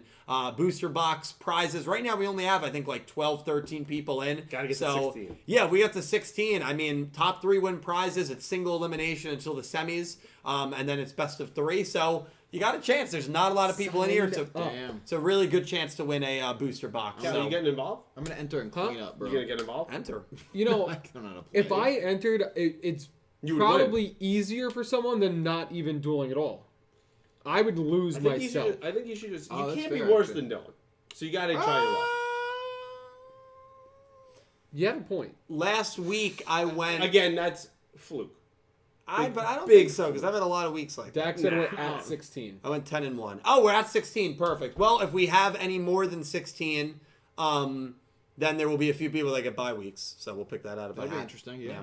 So we'll have to do it. X-Slayer just said, just pray that you won't get matched up against me. Well, I'm not dueling. So he's Like, throwing you just the say cow. that to the Oh, chat. he's throwing the it's cow. because you're To scared, everybody. right? No, I'm not scared. I'm not Yeah, scared why of aren't you swearing. doing it? I think I Because you're the host. I'm the host. How are you seeding this tournament? Latrell, it's challenge. They can randomize it. Oh. It's out, like basically out of a hat. Yeah. Crystal Colden, thank you for the 888 donation. Got anti-hero Yuhi. I will accept this for now, but I want a Udius duel to help reverse the depressed Yuhi. But I wonder if this new Yuhi will be an arc problem or a season problem. I would definitely lean more towards an arc problem. I can't see Yuhi being like this extremely depressed for the entire season. No. Will his character change? I think it will. I think he might become a little more like chill, but still have that positive Should have a tinge to medium him. Yeah, kind of thing going on. I think we'll see that as the season progresses. But I think he will be disinterested this arc. But it was interesting. There was a shot of him. He was in that dark room, pretty depressing, like listening in on all of them commenting on that guy and Phaser's duel, and he seemed very frustrated by what was happening. So that's interesting. He's got to go on his own little mini arc of getting back to who he was. He does. He'll get there. But I can't see this Yuhi lasting the whole season. No. Till the end of the show. Of course not. Yeah, I can't see that. But Crystal, thank you so much. Lorena, thank you for the $2 donation. Congrats on the 100,000 subs. Thank you so much, Lorena. I appreciate you. Also, give your voice more breaks. I definitely am going to give my voice more breaks. Pete's been streaming for me on Twitch Monday nights. Calibro and Pete did marble racing a couple Tuesdays ago. I might talk to them about making that maybe a weekly or a bi-weekly thing. So definitely going to have to cut it back on streaming, I think, while my voice heals and while I deal with this. But Save it for the you know, YouTube videos. save it for the videos. Yeah, I think that's kind of where we're at. Lorena, thank you so much. Brian Ford, thank you for the $5 donation. I loved this episode. After an amazing season finale, I felt this was a great way to start the second season. I love Phaser and Tremolo. I love Phaser and Tremolo and Yuhi's new personality. Also, congrats on 100K, Dylan. You deserve all of it and so much more. Brian, thank you for the kind words, but I will say I do not believe that I even deserve 100K. So the fact that I've hit that is more than enough. I do not deserve any more than that, man. I'm grateful for the community I have. I'm grateful for you, and I'm grateful for all of you. So thank you. Truly a crazy milestone that I never thought we would reach. So thank you very much. And Brian added on, also, Phaser, I think, has my second favorite design in all of Bridge Yu-Gi-Oh! Only behind Udius. He might have my favorite design in all of Bridge Yu-Gi-Oh! I think Him or Nail? As of right now, Yeah. I think it's Phaser. I mean, he just looked so good. He really did. Yeah. He's up there. For sure. Well, who comes to... You don't have to rank him, but who would you put probably? I mean, I really liked Yugioh's design. Yeah, that's the fair. way he came off. I liked a lot of the Goha presidents back in Sevens. I liked a lot Yeah, of the that's fair. designs that they had there. Yeah. You got Swole Yujin at the end of the show, which was great. Yeah, he was jacked. I mean, the man was mad. Yeah. Clearly doing steroids. Phaser's your favorite Rush era designed character, Nick T? Easily, yeah. Okay. Easily. Does he? We brought it up earlier in a different way, but he does remind me also of that like Solstice eye. Look. Yeah, I think the Doesn't earring, it? Yeah. is kind of and kind of there's the like earrings there's like an vibe. There's a attractiveness vibe there. appeal Yeah, there, there is. yeah. The There earrings. is. And are also vibe. the outfit too actually kind of he's got the drip. He's got the drip. No, he's yeah. absolutely got the drip. Yeah. Yeah. Crystal, thank you for the $2 donation. Here after BTR Day with the news of another single coming on May 3rd and a new album on June 9th. Excited for both. It's been 10 years since the last album made by those dogs. I was gonna make a joke, I didn't think they were talking about Big Time Rush. Oh, yeah. And I was gonna make a joke about it, and I was like, wait, they're actually talking about Big Time Oh, Rush. yeah, yeah. That's great. Damn. We were big fans of them, obviously. Your We. ringtone was halfway there. My ringtone was halfway there for a long time. A lot of people don't know this, but obviously Gustavo Rock helped on the Last of Us soundtrack, which was obviously a really, really good soundtrack for the PlayStation 3. So, yeah, they're in a lot of stuff. Limestone, thank you for the $2 donation. I'm going to let these three answer. I feel actually pretty good about the answer to this question. Has Dylan cooled down on the Funkos? No. That's not true No. at all. Is it as extreme as it once was at the rate that it was? No. But has it stopped?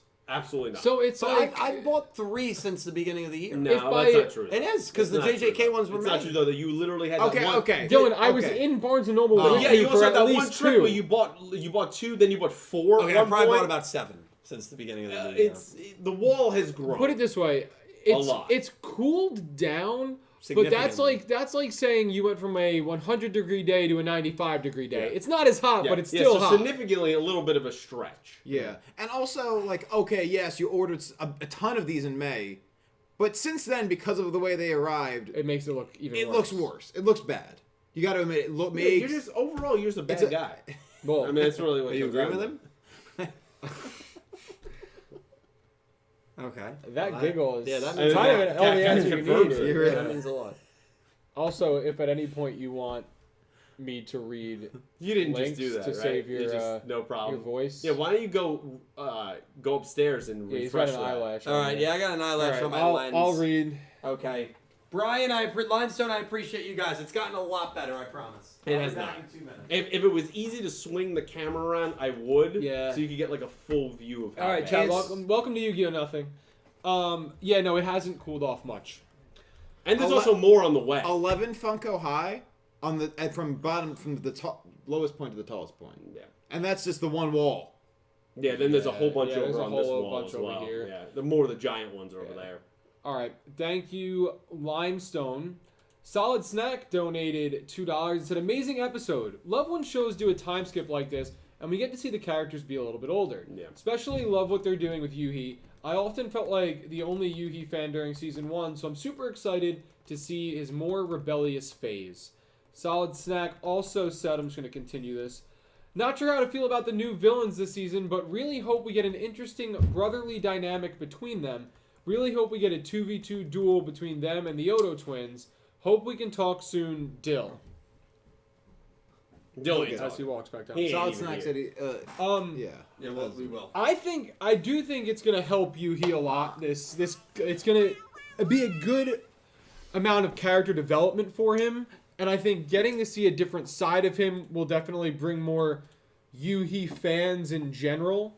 And then, I mean, I think he's a fine character now, but definitely this could help improve him Yes. a lot. And then for the villains and the brotherly dynamic, I do think a sibling 2v2 would be awesome. It would be awesome. I don't think we're gonna get a good brotherly dynamic though. I don't know. Immediate first impressions, I feel like Phaser is not a good big brother. I feel like he will. Tremolo seems to have a lot of respect for him. He has respect for him. That's So you see, like, Kaiba Mokuba? Like, early in Duel's Kingdom? no. No. Actually, no. Kaiba cared a lot. Cared a lot. I feel like he cared a respects. lot. Yeah, he I did, feel he like did. Tremolo just again bad guy. initial reaction based on the designs and the way they've carried themselves so far. Tremolo respects him because he's a strong leader, but I feel like Phaser's the bad big brother and will put his brother down at any given moment. He'll take him out if he needs to. Yeah, exactly. You really think he'll be a good leader? Yeah, I don't. It'll be interesting. Sora, we will definitely catch up soon, my man. Thank you for the donations. Brian Ford, thank you for another $2 donation, my man. Do you think we'll deal with all of MIK this arc, or do you think we'll deal with them in parts? Maybe this arc, the main antagonist is Yuhi, and next arc it's Tremolo, next one is Phaser, last arc is someone bigger than all of them. So, Brian, I do not Damn. believe it will last 3 arcs. I can see it lasting an arc or 2 at most. Yeah. But I think We the need to deal final with the creator. I think the final 2 arcs will be Creator. something bigger. The creator getting Yuga back, whatever it may be. And I don't think Yuhi will be the main villain of No, of this, I think there'll be a or the piece main of it and then antagonist. realize. Yeah, I think midway or towards the end, Yuhi will probably have that click moment, and I can see maybe Tremolo or Phaser escaping at the end of the 5th arc here, and then 6th arc finishing them. Remember, Goa siblings debuted, and we were like, oh man, the Goa siblings are going to be villains for a while. And by the end of the 5th arc, the same arc they debuted in, unless I'm misremembering, Yugioh was defeated. Yeah. Yeah, Wrapped it up. I think you're right. Then he came back again to then get defeated by Goha Yuga. And then Goa Yuga was defeated. So that lasted 2 arcs. Yeah. And then they were around in the final arc. Yeah, but then it was Otis. So I think it'll be 2 arcs. That's what I think. I feel like you have to give at least that, considering that we've had the time skip, they took over everything. Can't just really wrap it up. that quickly. No, especially because it seems like they're building Phaser to be a pretty important character. Yeah, so definitely. I don't think it'll be wrapped up that quick. But Phaser. it's a good question, Brian. Yeah, I mean, no we'll see. Pink, thank you for the $2 donation. Appreciate you, Pink Penguin. Hi, Dylan crew. Hope you're all well. I was sick on Sunday, so I decided to get caught up on Go Rush and binge the whole 4th arc that day. A bit of a fever dream, but it was still fun to watch. It and Arc 3 are my favorite arcs so far. Yeah, my favorites are 4, 3, 1, 2. So I fully agree. I think 4 and 3 are the top 2 arcs in the show. So I agree with you there, Pink. Happy you're caught up. Happy you binged it. Correct me if I'm That's wrong. awesome. Was it not very recently Pink's birthday? It was. It was right? yesterday. I It was wish her yesterday, happy wasn't it? birthday, Yeah, happy birthday. Happy Pink. belated birthday. I saw that Pink. you streamed for your a birthday to birthday stream. So I noticed that, so I meant to pop in and say happy birthday. But happy birthday. Yes, happy birthday. Should we sing? Yes. Yeah, we'll sing. Let's sing. Yeah. Happy belated birthday to you. Happy belated birthday to you. Happy belated birthday, Pink Penguin. Happy belated birthday to you. Happy birthday, Pink. No, we nailed it. Appreciate You never ya. count us in, and you never clue us in on what Unlike the version. term, Yeah. what you're gonna add. What do you mean? In What this did case, it you was say? belated. Happy belated, Pink and then- penguin instead of yeah. pink. I mean, we never know exactly. Well, there what was it's a gonna very be. famous singer. Happy belated birthday to you. So I was imitating that. That makes sense. I gotta go. No, that checks out. I can't do that. I'm done. Right now, I want to thank you for the $2 donation. Yuhi is keeping his distance, but this makes him a vulnerable target to manipulation. I can see one of the new villains appealing to Yuhi's emotional state and turning him against UTS by promising to treat him better. Listen, there was a photo.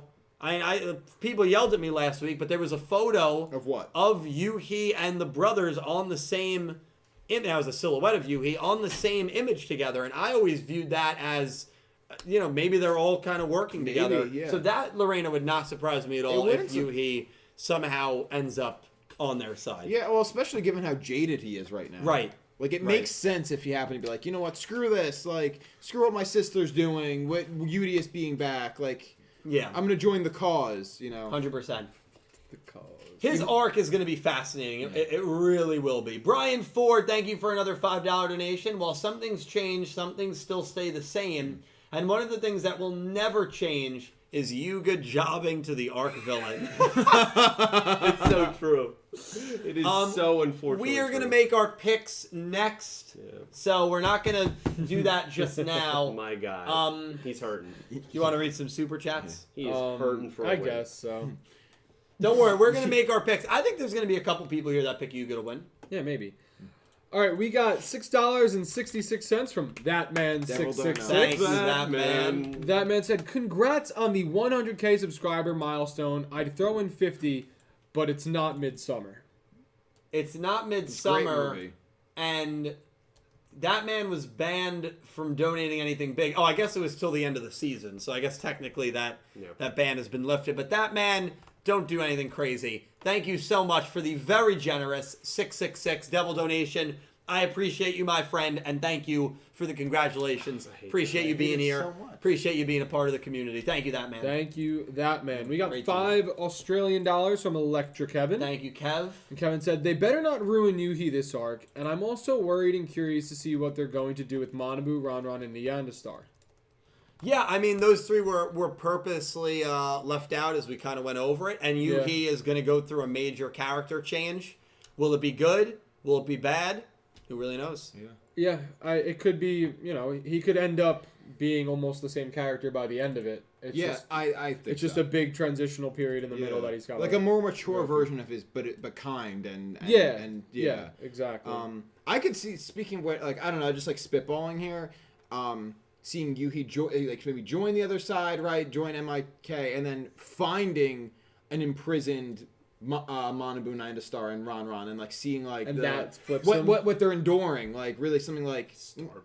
yeah, maybe but them enduring some kind of real pain, and he's yeah. That'd be interesting. he's like, maybe I'm on the are we the bad guys? And then the whole way that they get to Phaser is him being on the other side. So it's Exactly. like And getting then they him got from an the inside man, inside. Yeah. But everyone thinks that he turned. yes, they have to. Yeah, of course. Until he's like, Yeah. The only ones that know are the captured Manabu, Ron, and Well, we're getting a whoever Yuhi else. focused Yeah, episode yeah, next week. No, he's basically telling the story. Yeah. He's the narrator. Yeah. What? Yeah. Yeah. It'll be You know who would also come back next week?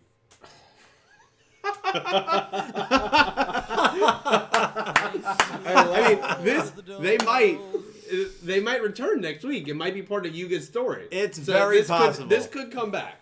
So Also, with the creator who can make characters, who says? No, stop. actually, that's a great point. That's a great point. Creator might bring him back. Yeah, might bring them back. Might make a couple of them. Yeah, it'd be fun. Thank you, Kevin. Thank you, Kevin. We got $5 from Philip Rosewood. Thank you, Philip. Philip Appreciate said, you. "Oh my God, you guys! This episode was crazy. This is everything I wanted from the start of a season. Yep. As this is the most serious I've seen this Rush era so far. Oh, Hype. by far, yeah. Yeah, I fully agree with that. And, you know, it's easy for them to be serious and be intense during the arc finales, Yeah. during the big duels of your two most important characters. But that's the first episode. That's easy. This is called Doing setting it the tone. on Yeah. the first episode with brand new characters and the way that they did, that's not easy. And No. they hit it out of the ballpark. Yeah, yeah. I So, think so. fully agree with you, Philip. Thank you so much. Thank my you, man. Philip. We got a $20 donation from Advance Rider, Oh, Advance, thank you so much. and let's just Three simply smiles. 3 smiley faces. Thank you. in the Wow, that's donation. crazy. Yeah. Thank Advance you so Rider, much, Advance. thank you very much. That's It so is much. very much appreciated. Hope you're having a great night. Thank you, Advance Rider. And Crystal Colden has been a member at Raw Yellow for 9 months. Crazy. Crystal, thank you. Love you, and I appreciate you. And Thank Crystal you, Crystal. said, "Has it really been 3/4 of a year? And I got a new Yuhi within this time. Also, happy first year anniversary, Go Rush." Happy 1 year anniversary, Go Rush, Crystal. Certainly. I'm interested to see how this will affect, your fanfics going forward, of course, depending on how Yuhi's character is shown to us. But yeah, super cool, Crystal. Thank you so much for your generous support. Greatly appreciate it. We got $5 more from Philip Rosewood. Thank you, Philip, again. Philip said, "We finally got Maximums back, so the younger brother Tremolo, his ace is Devastator, Oki Abyss, and Phaser, the older one, his ace is Lord Abyss Kraken." So That's hyped. sick. Lord, I'm very excited to see the crack next week.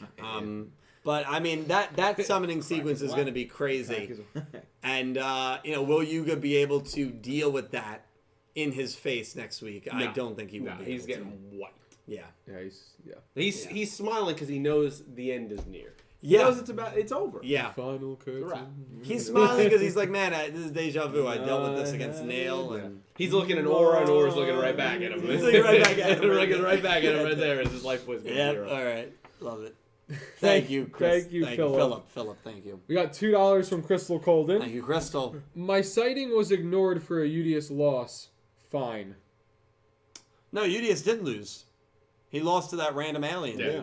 Straight up. Yeah. Yeah. So he did lose, Chris. To that Go on. disgusting, ugly. Well, Hey, okay. Come That's on. discriminatory. Hey. Hey, what? That's personal Hey. preference. Don't judge a book by its cover. I'm sure they seem They very nice. nearly hugged at the end of that. They duel. seem very nice. They were in war. Okay, at the Probably end. killed thousands All, of Valkyrians. all's well that ends well. That doesn't matter. They're immortal Yeah. for all intents and Technically, purposes. they died 0 times. Yeah. Well, There's a net- they there's did. A version of them dies because they come back with no memory. Okay. It's a net net even. It nets out. It losses, nets yeah. out. Yeah. They have the same amount of lives as they do deaths. Exactly. You know what they say? Their KD is really Cats good. have 9 lives. We all die. You kill yourself or get killed. True. We got $10 from Philip Rosewood. Thank you, Philip. Philip said, "It seems we're finally back to a serious tone. Feels like the Gallop era again. I'm so happy because it's been too damn long. I'm going to enjoy this while it lasts. Also, Yuki is finally serious. Thank God. Also, Chapter 5 soon." Great, Philip. I keep working on it. Keep taking your time, man. I know it takes a while to get those out. But yeah, I am very, very happy with the Yuhi stuff. I think there were, a lot of people who were kind of just okay on Yuhi. He's a distant third favorite character. I like Out of that. the three. I like that. right out of the like three. Udius and Yuumu, and then Oh, out of the three. Out lot of the of- three. yeah, a lot of- Okay. I like that. I like that. I don't like it as much. I didn't realize. it was I don't out of three. disagree Hey, with he it. agreed with it. This change will be really interesting. Nixie for him. actually really liked It's that. I not liked good. it. The change is And not gonna Philip, last. Philip, listen, man, I thought the same thing. I mean, we were all watching it upstairs because I literally just got back from a different state, There's a lot of emphasis on that. 30 minutes before we went live. And I opened my backpack, took my laptop out, plugged in that HDMI port, went on, and loaded the episode up. And the four of us are just sitting around watching it. We're watching this episode, and it's crazy because I literally go, this just feels like a different show. And you said it as well. Yeah. It's crazy. Except if Gallop did it, it would have ended with Yuga completely face planted. Her legs in the air, her body just crumbles.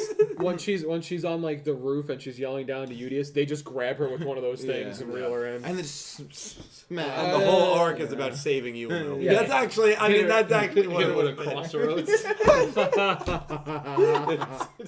The triple crossroad. Thank you, Philip. Thank you. We got $2 from Crystal Colden. Thank you, Crystal. And Crystal said, Yuhi's using cyber dragons, calling it. Oh, yeah. I mean, that would be great. He's Dude,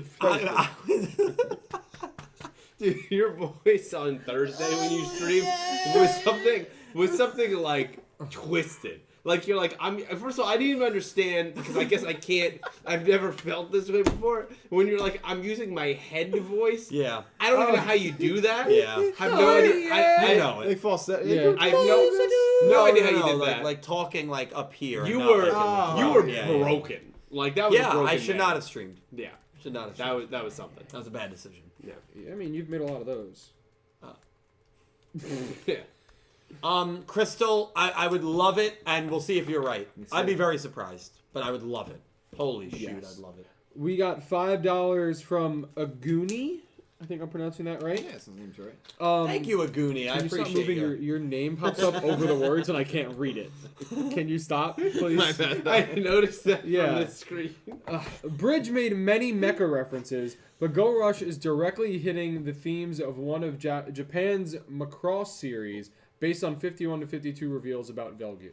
That is awesome. I'm not too sure what those. Macross is like a classic. No, mecha I know. stuff. It's a Gundam, right? Not Gundam. No, it's not a Gundam. Yeah, it's a separate show, but it's like a very, very classic mech series. I don't know. Do you know what those references are? I don't. I've never watched Macross actually. Aguni, share them in the chat. I am curious though. Yeah. I'm always down when they love doing. And I'm sure, Aguni, you're aware, and I'll reiterate for anyone that isn't, the studio is obviously the same. Well, it's broken off of Sunrise, right? The studio that did Code Geass. They did Gundam Sunrise? Sunrise did Gundam. Yeah, so you have a lot of people that probably worked or knew people who worked on those shows now working at Studio Bridge. Again, it's a derivative from there, so not surprising at all. I love how Goonie goes, Dylan, I want my $5 back for that. A Gundam? Yeah, the series is mecha. I don't know why I said Gundam. Yeah, Gundam is its okay. own series. You got it. Because Code Geass is a mecha. Yeah. It's a mecha. Yes, yeah. There's It's a not ton of Gundam. mecha animes. Yeah. That was It's all right. No, it's all right. That was a brain fart. It's okay. I'm not It's doing all right. it. That's my bad. Aguni, that's my bad. Remember when I was talking about how you make mistakes? Yes. They just happen. It's fine.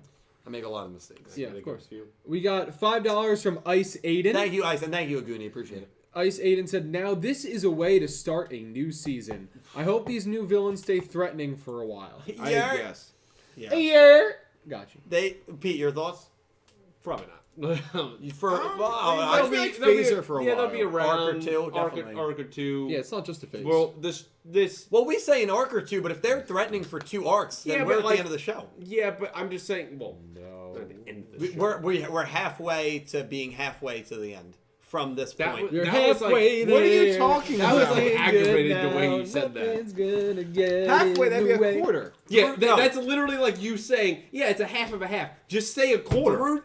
When we're through 2 arcs of season 2, we are halfway through this final season, which means we are halfway through the end of the show from this point on, Right. which is already the halfway Give or mark. take, yeah. Give or Yeah, take.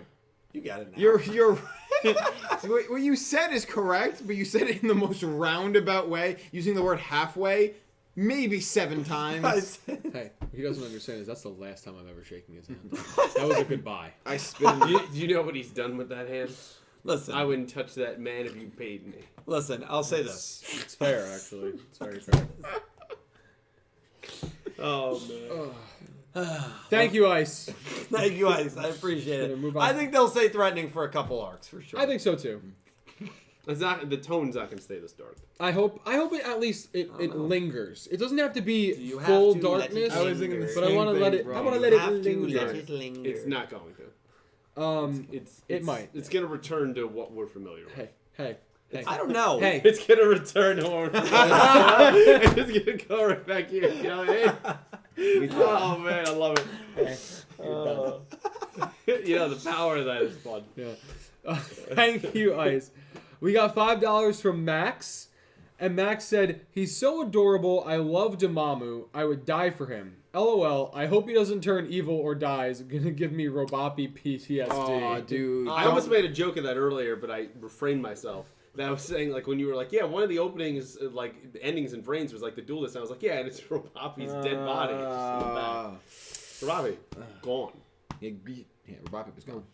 I do love I would die for Dormammu. I like Dormammu a lot, and I think Dormammu really is going to be the key here in not only potentially defeating, Phaser and Tremolo and this new MIK group, but I think also still they're the inside person. I also still think that they could be the key in getting Yuga to the right timeline. I think they're that powerful, and I think a lot of their power still has not been tapped into, and I'm excited to see.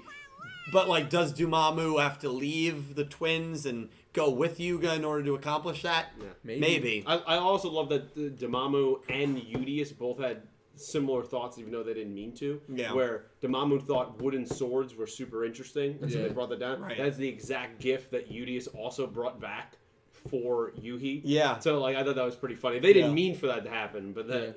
But They had the Yumu same- even points same it idea. out. It's She's a funny like, coincidence. of course you have the same thought or something like that. Yep. Loved it. It was funny. Yeah. Thank you, Max. We got $5 more from Philip Rosewood. And I was waiting for you to say thank you, Philip. Thank you, Philip. Philip That was said, creepy. because it's like usually right there. Dill, been with you since 2016. Congrats on 100K. You earned every sub thus far. So after months of being lazy, I'll finally get you chapters 5 and 6 tomorrow. What? Philip, I'm looking forward to it, but do not.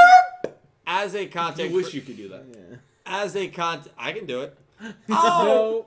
As a content creator, You almost got me. I know This is close. the kind of pressure you put on yourself sometimes.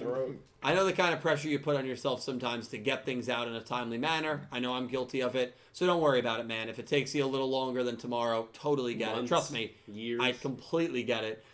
Philip, you've been with me since 2016, dude. You've been a massive supporter of mine for now 7 years. I'm super grateful for you, dude. You are someone who's helped me out and this channel out beyond what I ever could have expected or anticipated. I really do mean that, Philip. Yeah. Thanks for being a great dude, and thank you so much, man. Appreciate Did you ever the kind think words. about those moments of like where you got here?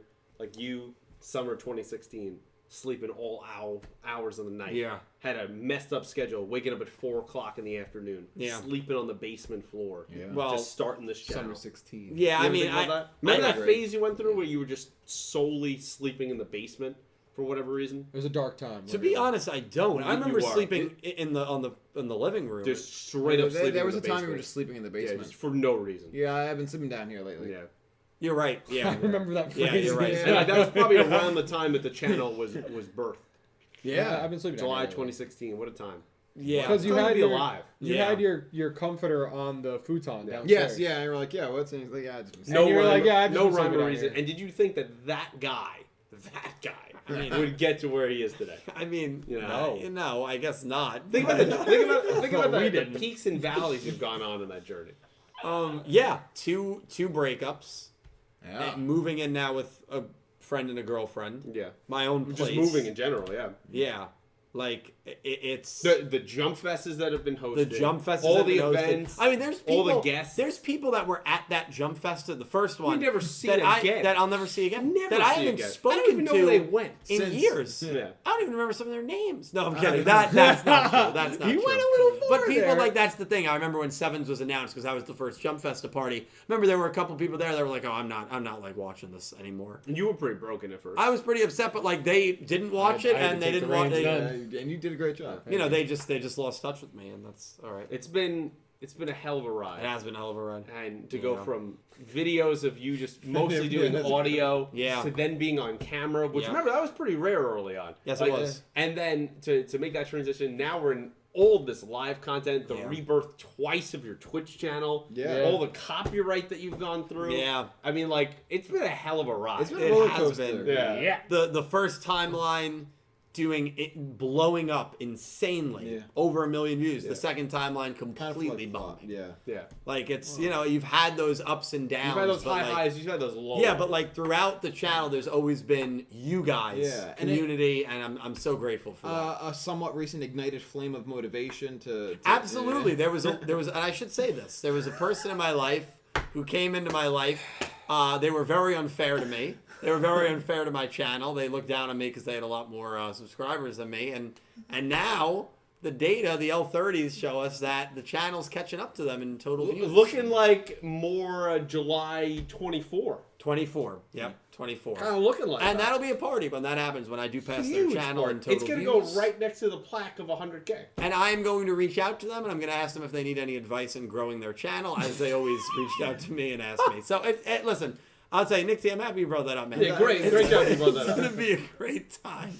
Yeah, Dak, I appreciate way back when you stumbling on Clueless Gamers, probably through Dylan's Yugioh content. I mean, even to start there, crazy.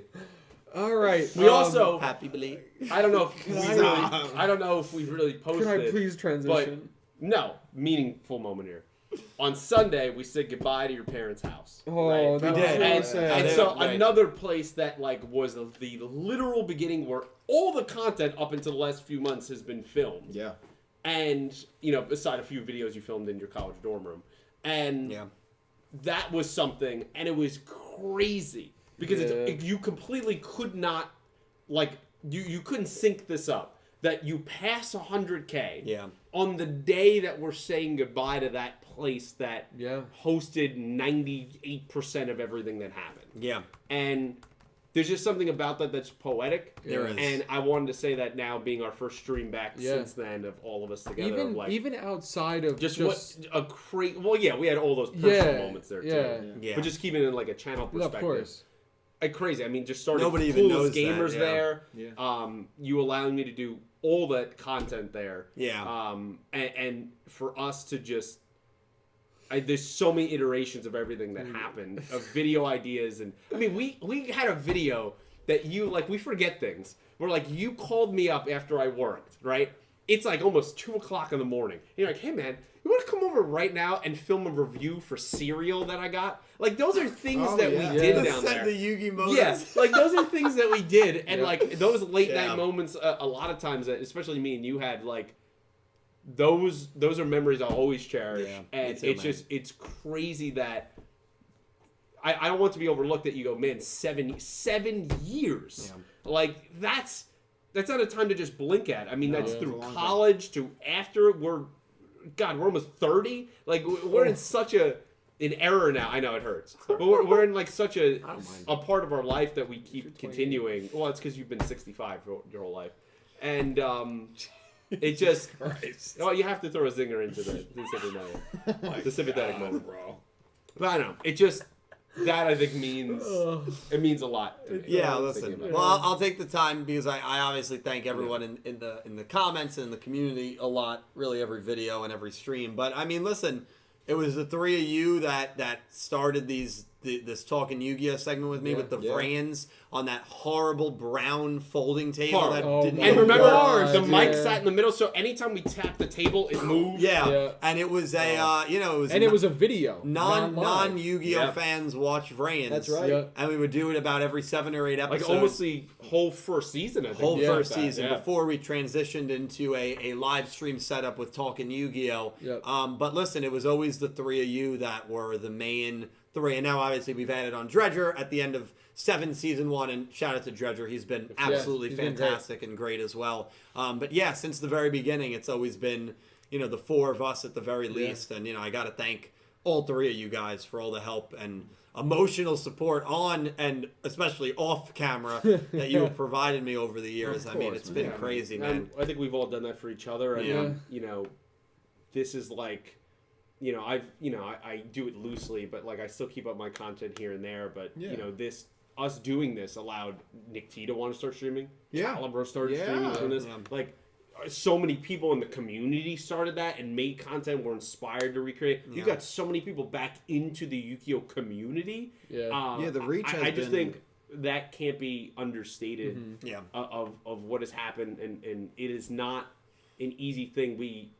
It's not that we take for granted, but I think we're just so used to it because we consider a lot of these people watching us like, friends, and like we know about their lives, and they definitely know about ours, and that's not an easy thing to just overnight, like a community. Even after 7 years, how many channels do we see that we've actively viewed that have not grown, did not build a community? Like, to do this is not like, it's like a lightning in a bottle kind of thing. Yeah, and for sure. I just think it's crazy that there was at one point tonight 125 people watching this. Like, we've had thousands of people on Jump Fest to watch us. Like, that stuff I want to make a note of, to not take that for granted of what has been built. No, well said, and we don't, and none of us do. So I'm also just thankful. I texted you when I was at college. I saw your video about Vrains. I'm like, that looks really cool. Like, where can I watch this? Yeah, I know. It was just like so. And random. you had the idea for the live podcasts and like it was Saturdays at 3 p.m. Yeah, think about that. Saturdays at 3 p.m. That's when the original podcast. And wasn't it because you got off work at 2? No, I was never there. Remember early on, I wasn't on the podcast and because I wasn't there. Think about throughout the years how many guests we've had on this podcast. Oh, how many people that were consistently on this podcast that are no longer really in our lives. I mean, like it's crazy. It's gone through its iterations. It absolutely has. Yes. And that's just, I think that just personifies our lives of like that's what's happening, and that speaks to how much this podcast and this community have been interwoven. It's not separate. Like, it has been our lives. Like, it's been a big part. Yeah, and 100%. They've seen us in some rough moments. So it's really cool that it just feels like we've built a whole bunch of friends out there. It was the episode after the hardest episode I ever had to do. It was the 7's Up after the Tazaki Galliant and Ronze duel. Yeah. And that was probably about, I think that was hard. That was a hard 5 days after my breakup with someone who was obviously a big part of 7's Up in the early going. And like, I still wanted to do it, and it was me, Calibro, and Pete.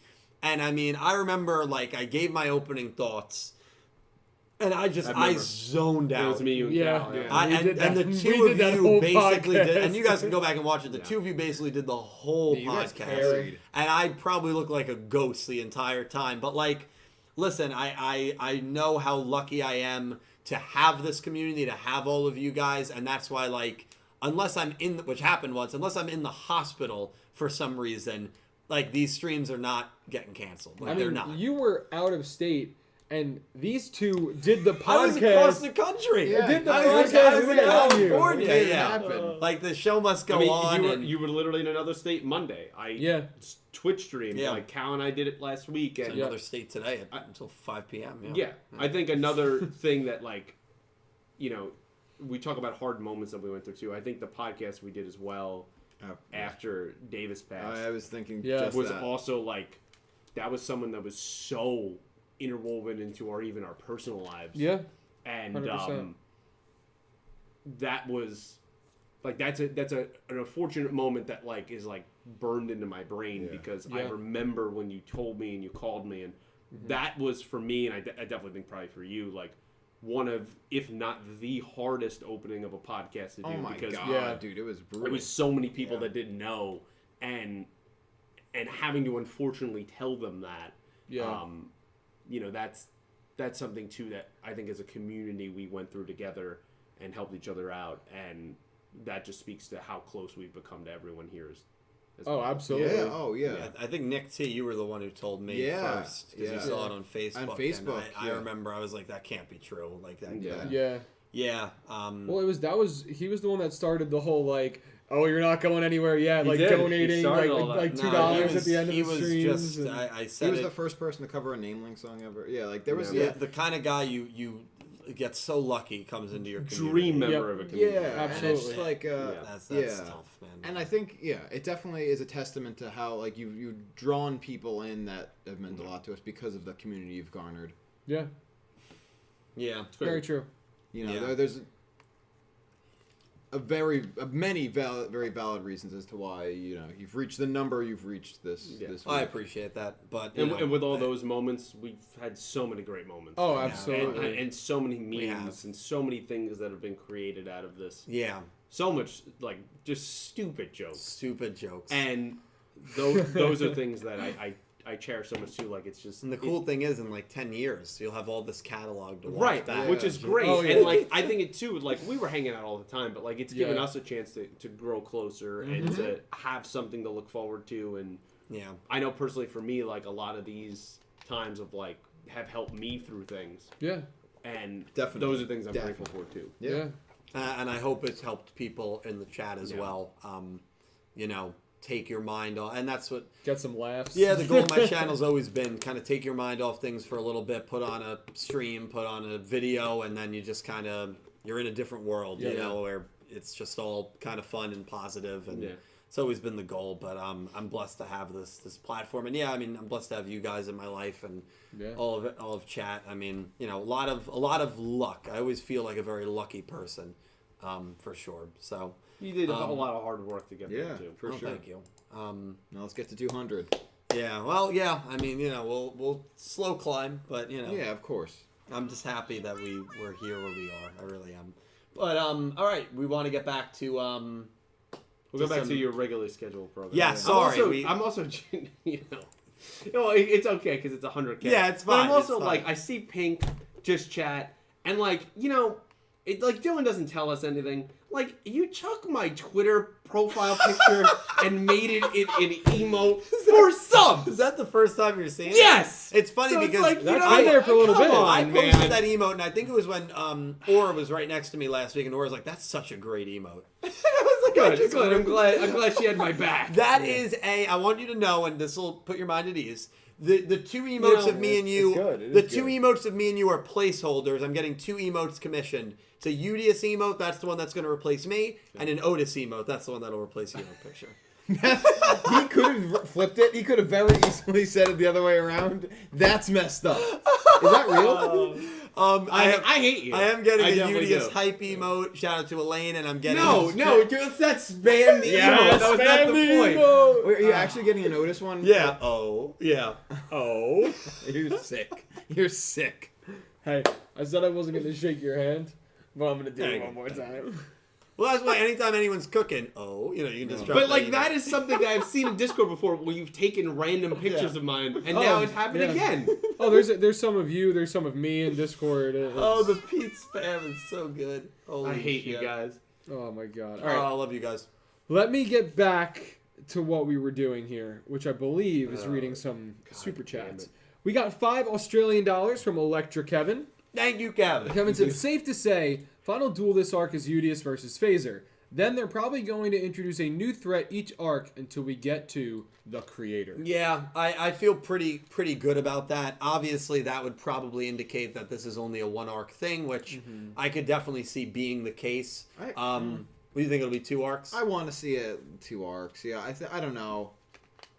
I mean, I guess it could play out in 13 episodes, but I don't know. I feel like these characters have some staying power to me. Sure. I don't know. Given the new world that we're in right now, I feel like it may take time to like.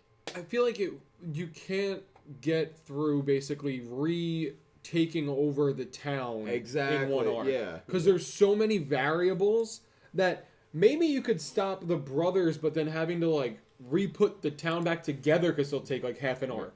Right.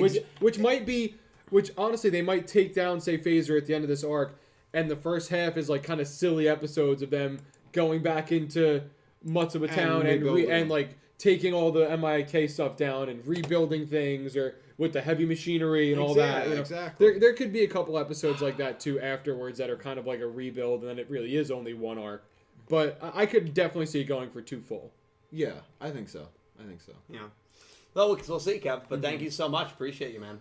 We got $11 Canadian from Pick Rick. Thank you, Pick the Rick. Thank you, man. Said, happy 100K, guys. Also, liking Season 2, and with Go Rush being in the past, you can see how there aren't many aliens in the original 7's timeline without the changes to timeline from this series. Interesting. What are your thoughts on that? Mine or Nick T's? I didn't know you were looking at. Yours. I mean, like you said, it's interesting. Yeah. But no, I kind of agree. There aren't many aliens in the original Sevens timeline, so I guess you could hypothetically say that if there's all these changes happening here, if, as we've theorized, if, Yu-Gi-Oh! 9 is when Yuga returns to Earth, Yeah. is there going to be an alien presence now in Goha City? Yeah. Oh, that's a good So point. is that something that can kind of transition to it? Like a vignette of what's going on in Matsuba City at that time. Yeah. Goha. Or Goha City at that time. We also when he goes don't back. know if it's all one continuous timeline. We This don't. could No be idea. the past of a different timeline. Oh, 100%. Yeah, absolutely. So Be does this completely affect different Yuga's alternate timeline? We don't dimension. know. Yeah, Yeah. it no might not idea. at all. He might just be messing with a different dimension, unfortunately. I feel like his presence in a timeline could cause a change. it could, yeah, a some kind of temporal overlap. flux. Yes. Well, because it shows that his presence is known, and if anybody knows that he's from a certain timeline and they're able to travel to that timeline, Right, it affects. it can yeah. have an inverse effect. It is Absolutely. interesting though. Like if it is somehow a direct timeline, that there would be aliens in a past one and not in a future one, especially considering What happened? Yeah, well, one, what happened, and two, that our current Especially because antagonists want to annihilate all aliens. It's Well, literally verbatim what they said. the other scary thing is, So saying they win. if Maybe. you say it's one timeline, remember the underground area in Goha in Sevens is like the corporate shops and stuff. Remember that's where Yeah. they duel Where Nail was.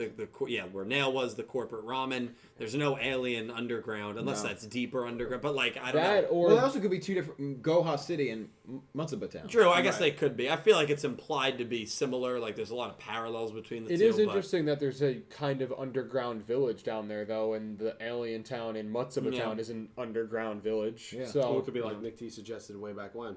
To wipe them off the that is I don't true. know. Well, now with these villains that we're getting, it is like Yeah. a scary They, thought. they for literally the first thing they say. Do they make it out? I don't know. It's still one of the But I best can't moments. believe, of I the can't podcast. believe that we still use that. That was I good. don't know. That was a good one. So we got $5 from Gravity Hero. Thank you, Grav. Maximum. Man, Udius narrowly avoided getting blindsided by a maximum like Yuga did when he fought Nail for the first True. time. That's what would have happened. That's what Tremolo wanted to duel him so bad because he knew he was going to smoke him with that maximum. He was But ready. now Udius will have the advantage of at least watching Yuga, you would imagine, get smoked by a maximum. Okay, maximum exists. Shoot. How do we counter it? We got to get our own maximums, and then we'll see that start to build up. So, really good point there, Gravity Hero. Honestly, Udius dodged a major bullet there. And we know the maximum that Udius gets, if it's the same one that was used in the commercial, very, very similar to Yuga's maximum. So does Yuga somehow give him this maximum? I could definitely see that being the case. Interesting. Yeah, would be. Alright, we got $22 Canadian from Sin Cloud. Oh, shoot, Sin Cloud. Thank you so much, Sin. I appreciate you. Sin Cloud said, in the older GTA games, you get awesome rewards for completing side missions, like being fireproof, infinite running, more weapons, etc. In GTA 5, you get an achievement, a t-shirt, and a bonus mission. New LCS video soon, by the way. That was a good way to set Sin's that up. not wrong. That was a good way to set that up. Sin's not wrong. GTA 5, man. Can't Yeah, wait.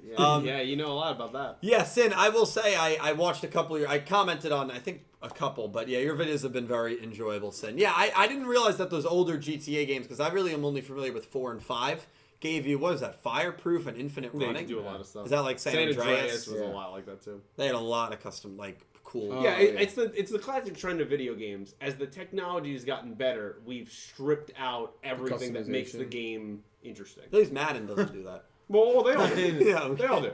Yeah, I know. That sucks. It's all about microtransactions now. Yeah. Play on my ultimate know. team and buy $30 packs where you get cards that How aren't about good. no? Remember back in the day? I mean, you're very familiar with this. Madden 12, right? You play that. You can play that forever. Now you get the new ones automatically connected online. After a couple of years, shut the server down. You never have access to that franchise ever again. Yeah. You have no choice. It's so messed up. Psychotic. That's how it works. Yeah, that's how it works. Well, EA. I mean, they're a good company. It's in the game. Yeah, yeah, exactly. Nice. It's all, yeah. Sin, thank you so much. Very generous super chat. I appreciate you. We got $10 from Philip Rosewood. Thank you, Phil. Philip said, this is what you guys were laughing at, wasn't it? Yuga, the most down bad Yu-Gi-Oh! Pro tag. This poor man cannot catch a break. Like, seriously, I felt like Yuga is Bridges' answer to make up for 6 previous invincible pro tags by having him lose so much. Yeah, Great. He's down bad. Well, I wanna switch to this. Because we're gonna summary, spoilers. Wow, So yeah, great job there. We've got the episode title and summary of 53 on screen for you guys. We're gonna make our pick'ems as well between Yuga and Phaser. But does one of you guys want to read the summary? Sure. Want me to read it? Brother, I'll let Nick T read it. Yeah. Episode 53, The Life of Yuhi the Runaway.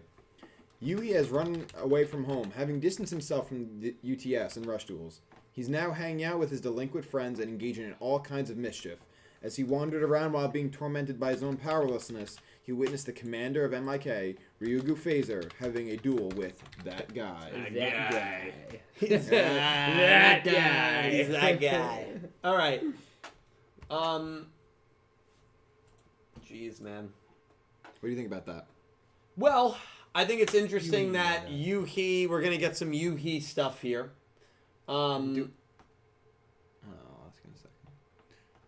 I think he's going to go under Phaser's wing here. I really do. You think that's I where he think recruits him? he's lost. He's hanging out with, what's the word, delinquents? Yes. I think he's going through a really, really tough patch in his life. He needs I think he needs either there's an older brother figure, a teacher, a father figure, whatever it may be, because the parents are also gone as well. And I think Phaser's going to be that figure to him. I agree. He's going to watch Phaser beat Yuga in a very powerful way, and he's going to take Yuhi under his wing. One, he's expressed interest in wanting to become strong, and correct. And two, he's already rejected the big brother figure, best friend figure that he's had. Right. He's rejecting. He's mad at Udius Udius right now. Another one comes in. Yeah. Boom. Yeah. That's where I think it's going. I mean, Pete, your thoughts on that and the summary in general? It's season 1 theme, right? One of the main things Yuhi said before all the last arc kicked off was he had to get more powerful. Yes. Right? Yeah. Like he had to become stronger. He had to be a better duelist. Yeah. Yep. You witness someone, he knows that guy is pretty powerful. This man gets wiped by Phaser. He's already in control of the town. That's a pretty convincing statement to want to get better and be better, especially given the mindset that he seems to be in right now. Yeah, absolutely. Cal, any other thoughts?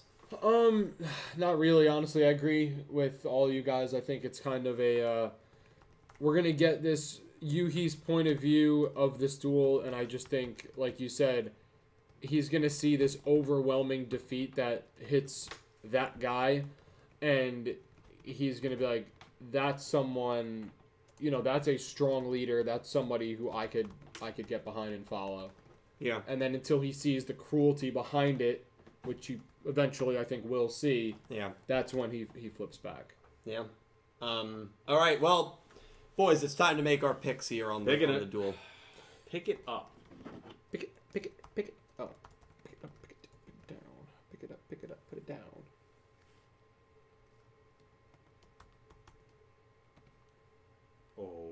Oh. Let me know when you're ready. Chat. You can also vote in the chat. Here comes the money! Woo! Did you not like that? That was good. That was really good. That was really good. Thank you very much. Okay, Elvis. 3, 2, 1, send.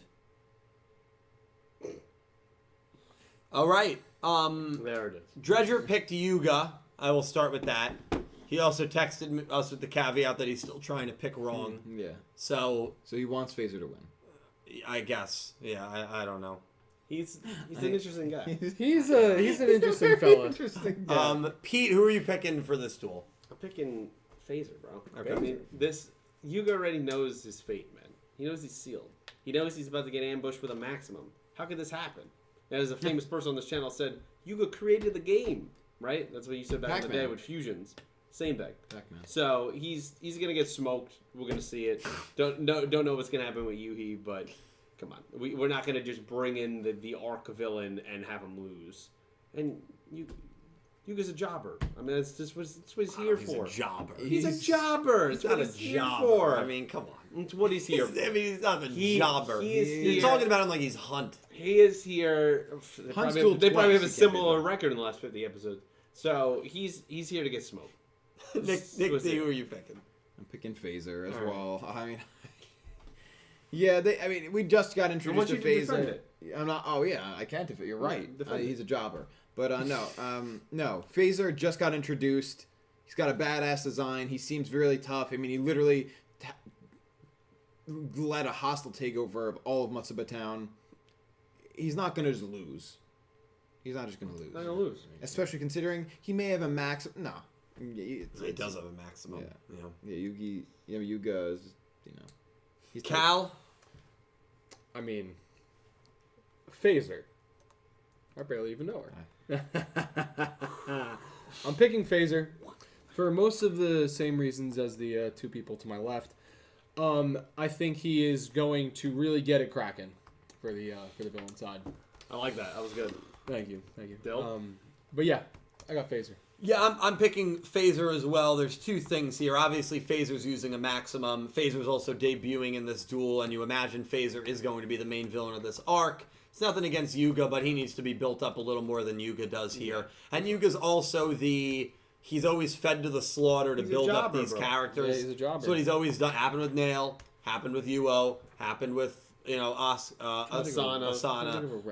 It's gonna Everybody. keep happening. But he doesn't win. That being said, draw no result wouldn't be that shocking to me. Yes. They easily could have had the Twins beat Yuga. They didn't. They had that be a draw. Yeah, back-to-back draws because they wanted for to protect Yuga. Probably unlikely. I don't know. It wouldn't shock me if it's a draw no result. Wouldn't shock me. But that being said, I'm taking Phaser. I think there is. It's not as much of a slam dunk. There's significant evidence of everything you just named to say that Yuga's not going to win. I agree. And Yuga's definitely and I not think winning. there's even more evidence. You know what I mean? Like this guy, he's not gonna win. We know what this guy's about. So let's give you a rap roll. No! Oh, boy. Put it away! Yeah, so we're all picking Phaser here to win. That's out of pocket. God damn it! It's good though. That's good. Do we want to get back to some super chats? Surely. We got $10 from Colin. By the way, by next week we should know the rest of the summaries. Someone brought. I totally forgot. I was gonna ask. Someone just brought it up. Where is the link? Do we have the link for Pick'em? For the pick'em? No, it was Sarixis has not set it up, so it's going to be a push on this week. A push this week. Yeah. You also have to edit the pick'em title in there. I think it's Yuga versus Tremolo. It should be Phaser. Oh yeah, it should be Phaser. Well, not a big deal. There's no link, so. But I'll update it next Okay. week. We got $10 from. I can wait. Jeez. Got him. I got $10 from Colin Cleaves. Thank you, Colin. Let's go. My theory on how the brothers have maximums, they yoinked Kaizo. They raided Goha Company, including Yuga's space. Kaizo was always there, and as far as we know, he never had his memories wiped. Yeah, we never know what happened to Kaizo. We've seen him one moment. And he's gone. There's a lot of ways the show love can write it. Kaizo. There's a lot of ways the show can write it. So, Colin, to your point, could it go that way? Definitely. But because they are the type of group that they are, there's a lot of ways that it can go, and that's exciting. Yes. Pumped Well for said. it. Well said. Absolutely. Pumped. Yeah, same. Yes. Thank you, Colin. We got $5 Australian from Electric Kevin. Thank you, Kevin. This is, I believe, when we were talking about openings and endings. He said, speaking of, just heard the new Pokemon OP, the full version, different from the others, but it's pretty good. Can't wait to see the visuals for it. Ooh. Yeah, I have not personally heard the new opening, Kevin. It's something I'll definitely check out at some point. Pete, I don't know if you had a chance to see it. I have not. In the world of Pokemon right now, I'm kind of angry given Pokemon Go. That recent update that remote they're raid about to do passes. with the remote are they raids and doing? all that stuff.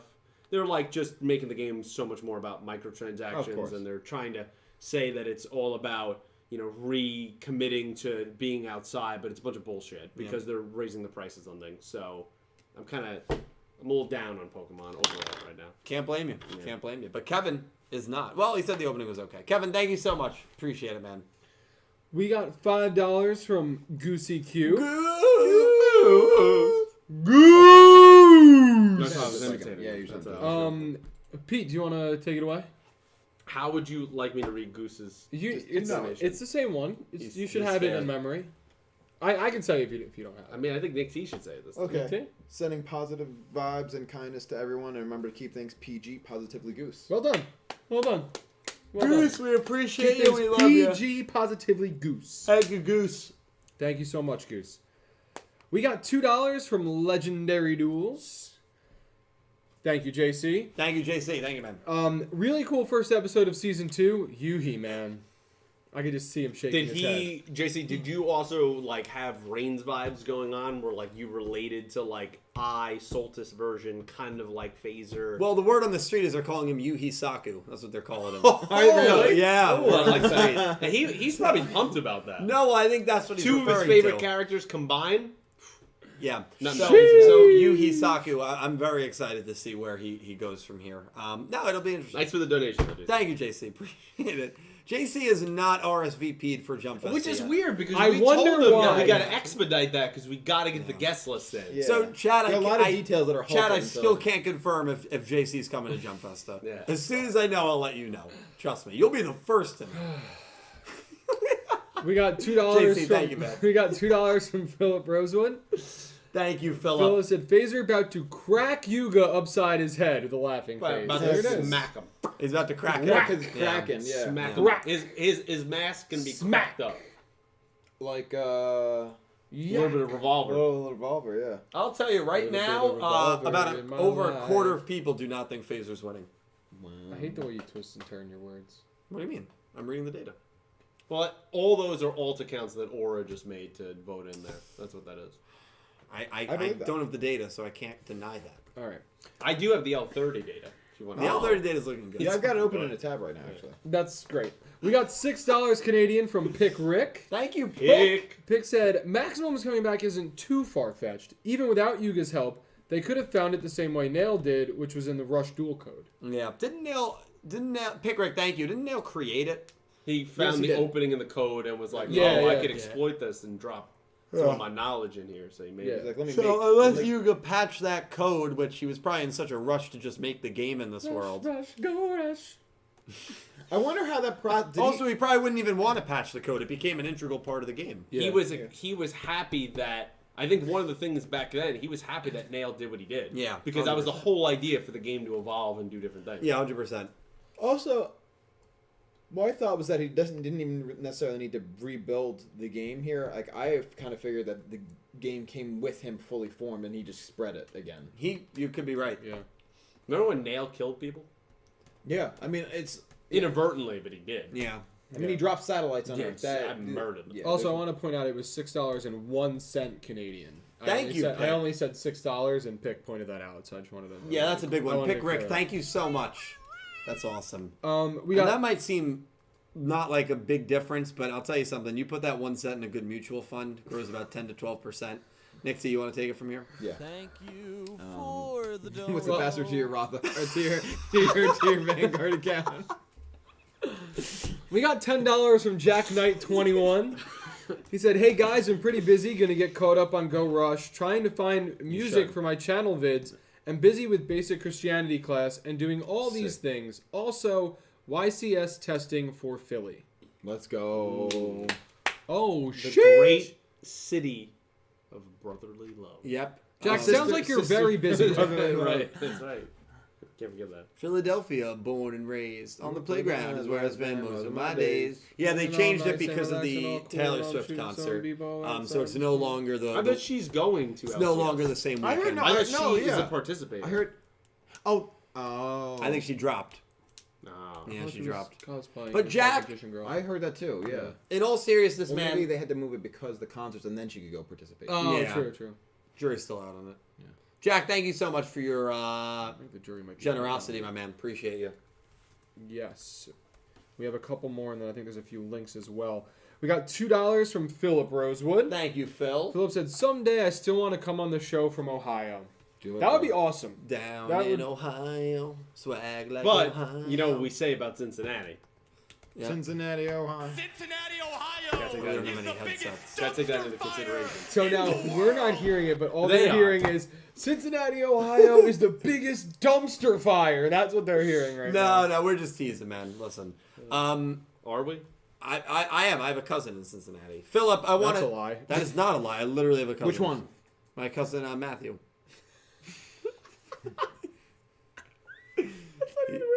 Yeah, I absolutely have a cousin named Matthew, and he lives in Cincinnati. Okay. I'll give him a call tonight. You don't know him. Neither do you. I'm dating a girl from another school. You don't know. her. Yeah. She doesn't go to the same school as us. You guys are crazy. She's. Well, do you think you have a worse opinion of Ohio or Bree does about Philadelphia? I think I have a worse opinion about Philadelphia. So I mean, Touche. yeah. Oh, Crazy. You know, Sandusky's wonderful. yeah. Thank you, Philip. You always that just Red point out Lobster. that, yeah. Yeah. Well, that's when he's going to become a manager. You can buy a house. Literally.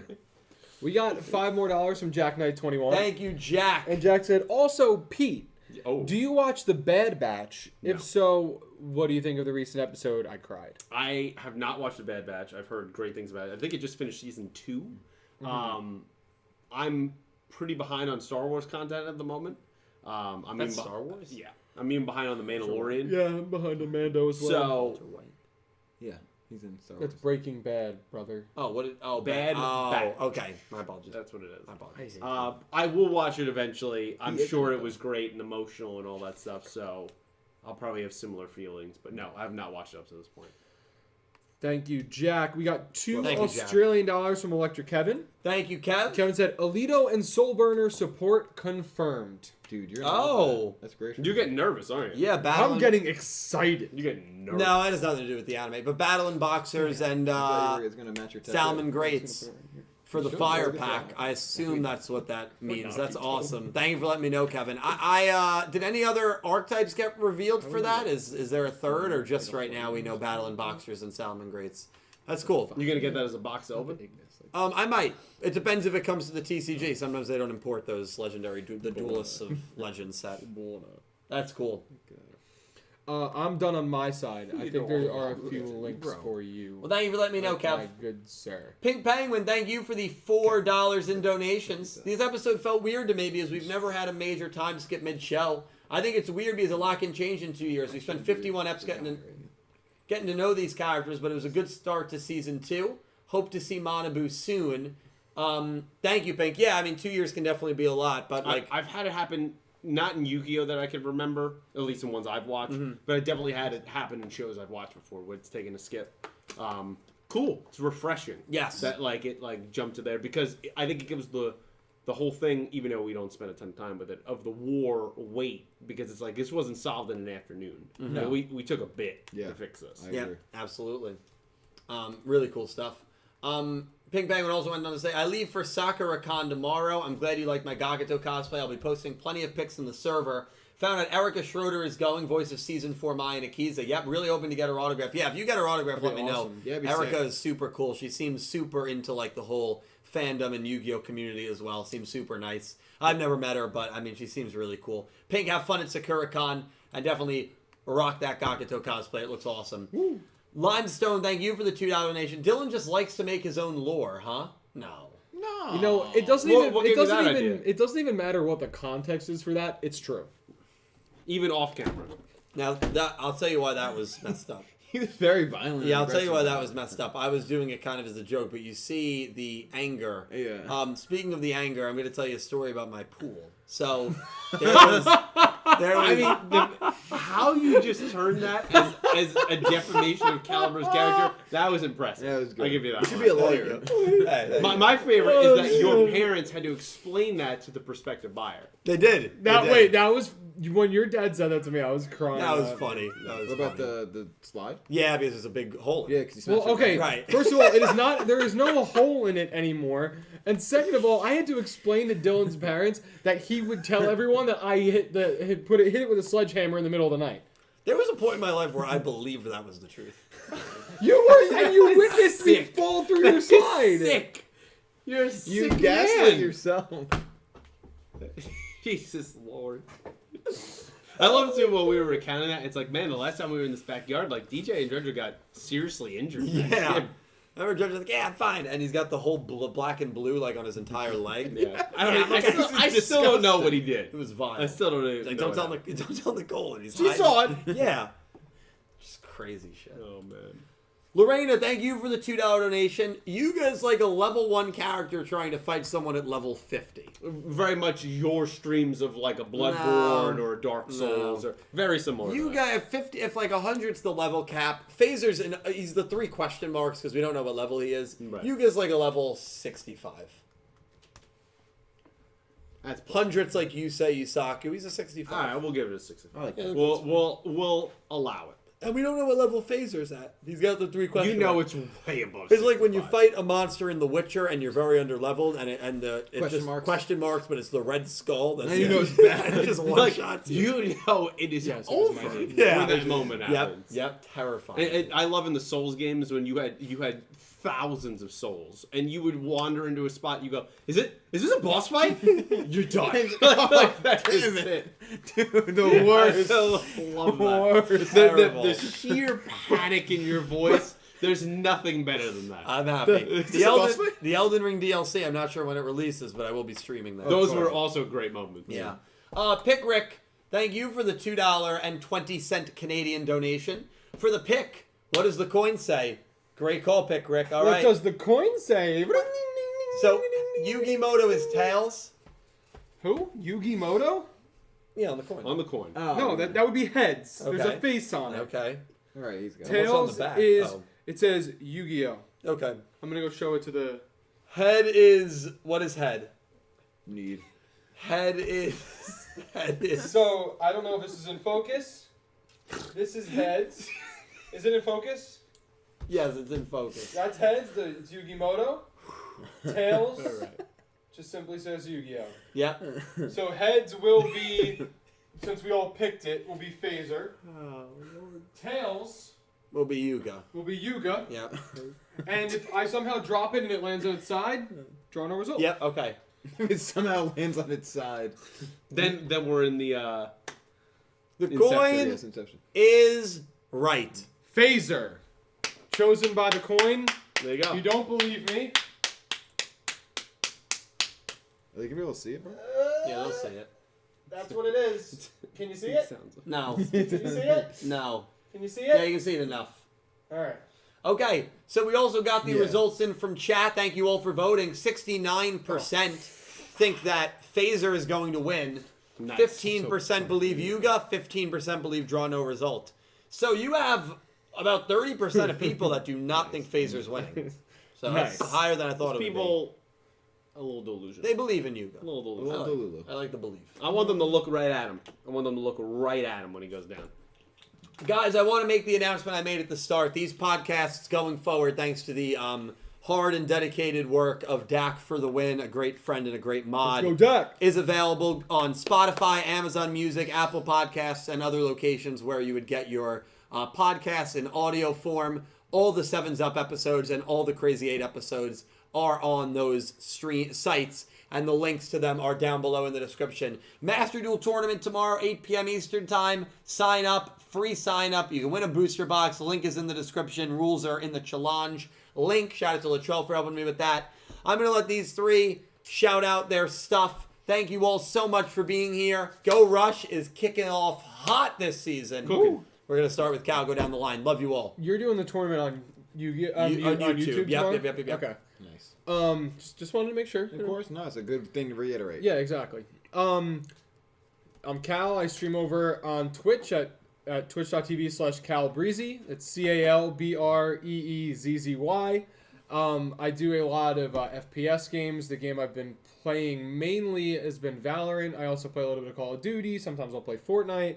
And, a mix of everything else in there, like Fall Guys. I think I've done Mario Kart with Dill a couple of times. Although the last couple of times I've just been playing in my bed instead of, actually streaming. But, what does that look for?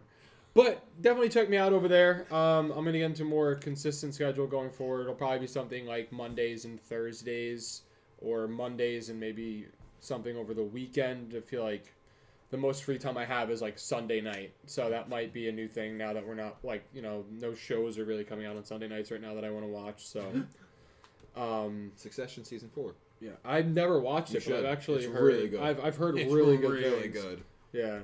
So yeah, definitely check me out over on Twitch, and yeah, that's it. Nice, bro. Nice. I also stream on Twitch at twitch.tv/NickFightsMoms. Yeah. Lately, it's just been Monday nights at 9:30 p.m. EST. Trying to get back to the Monday, Tuesday thing, but sort of a bit of a variety streamer. I've been playing Fire Emblem recently, sort of Seals one with Roy, which I'm terrible at. This past week I played Minecraft, which I've been having a lot of fun with. I'm embarking on a pretty sizable project that I've been putting work into today. So if you tune in, you'll see some cool projects going on. I also do some music streams where I'm definitely overdue for one, where I perform from a repertoire of cover songs that I like, as well as my own original music. And if you're into that music, you can follow me on all streaming platforms to stream my music at Nameling. I have an EP and a couple songs out. And then you could follow me on all social media platforms at NamelingNJ to keep up with it. I might be putting out a single in the next 3 or 4 weeks. So be on the lookout for that. Cool. Very cool. Lit. Yeah, run a channel on YouTube, Clueless Gamers. You know all the stuff going on there. And I'll make it short and sweet. Follow me on Twitter, PeterKR21. Follow these three and follow Dredger, twitch.tv/Dredgenator. All their stuff is linked down below. Once again, I want to thank all of you guys. This is our first stream since hitting 100,000 subs. I know we went off a little bit.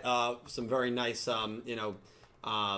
words and everything. And, I just have to say, again, I'm very lucky to have the community that I do. I'm very blessed to have all of you guys in my life. Thank you all so much. Special thank you to Angie and Maddie for the very, very generous donations.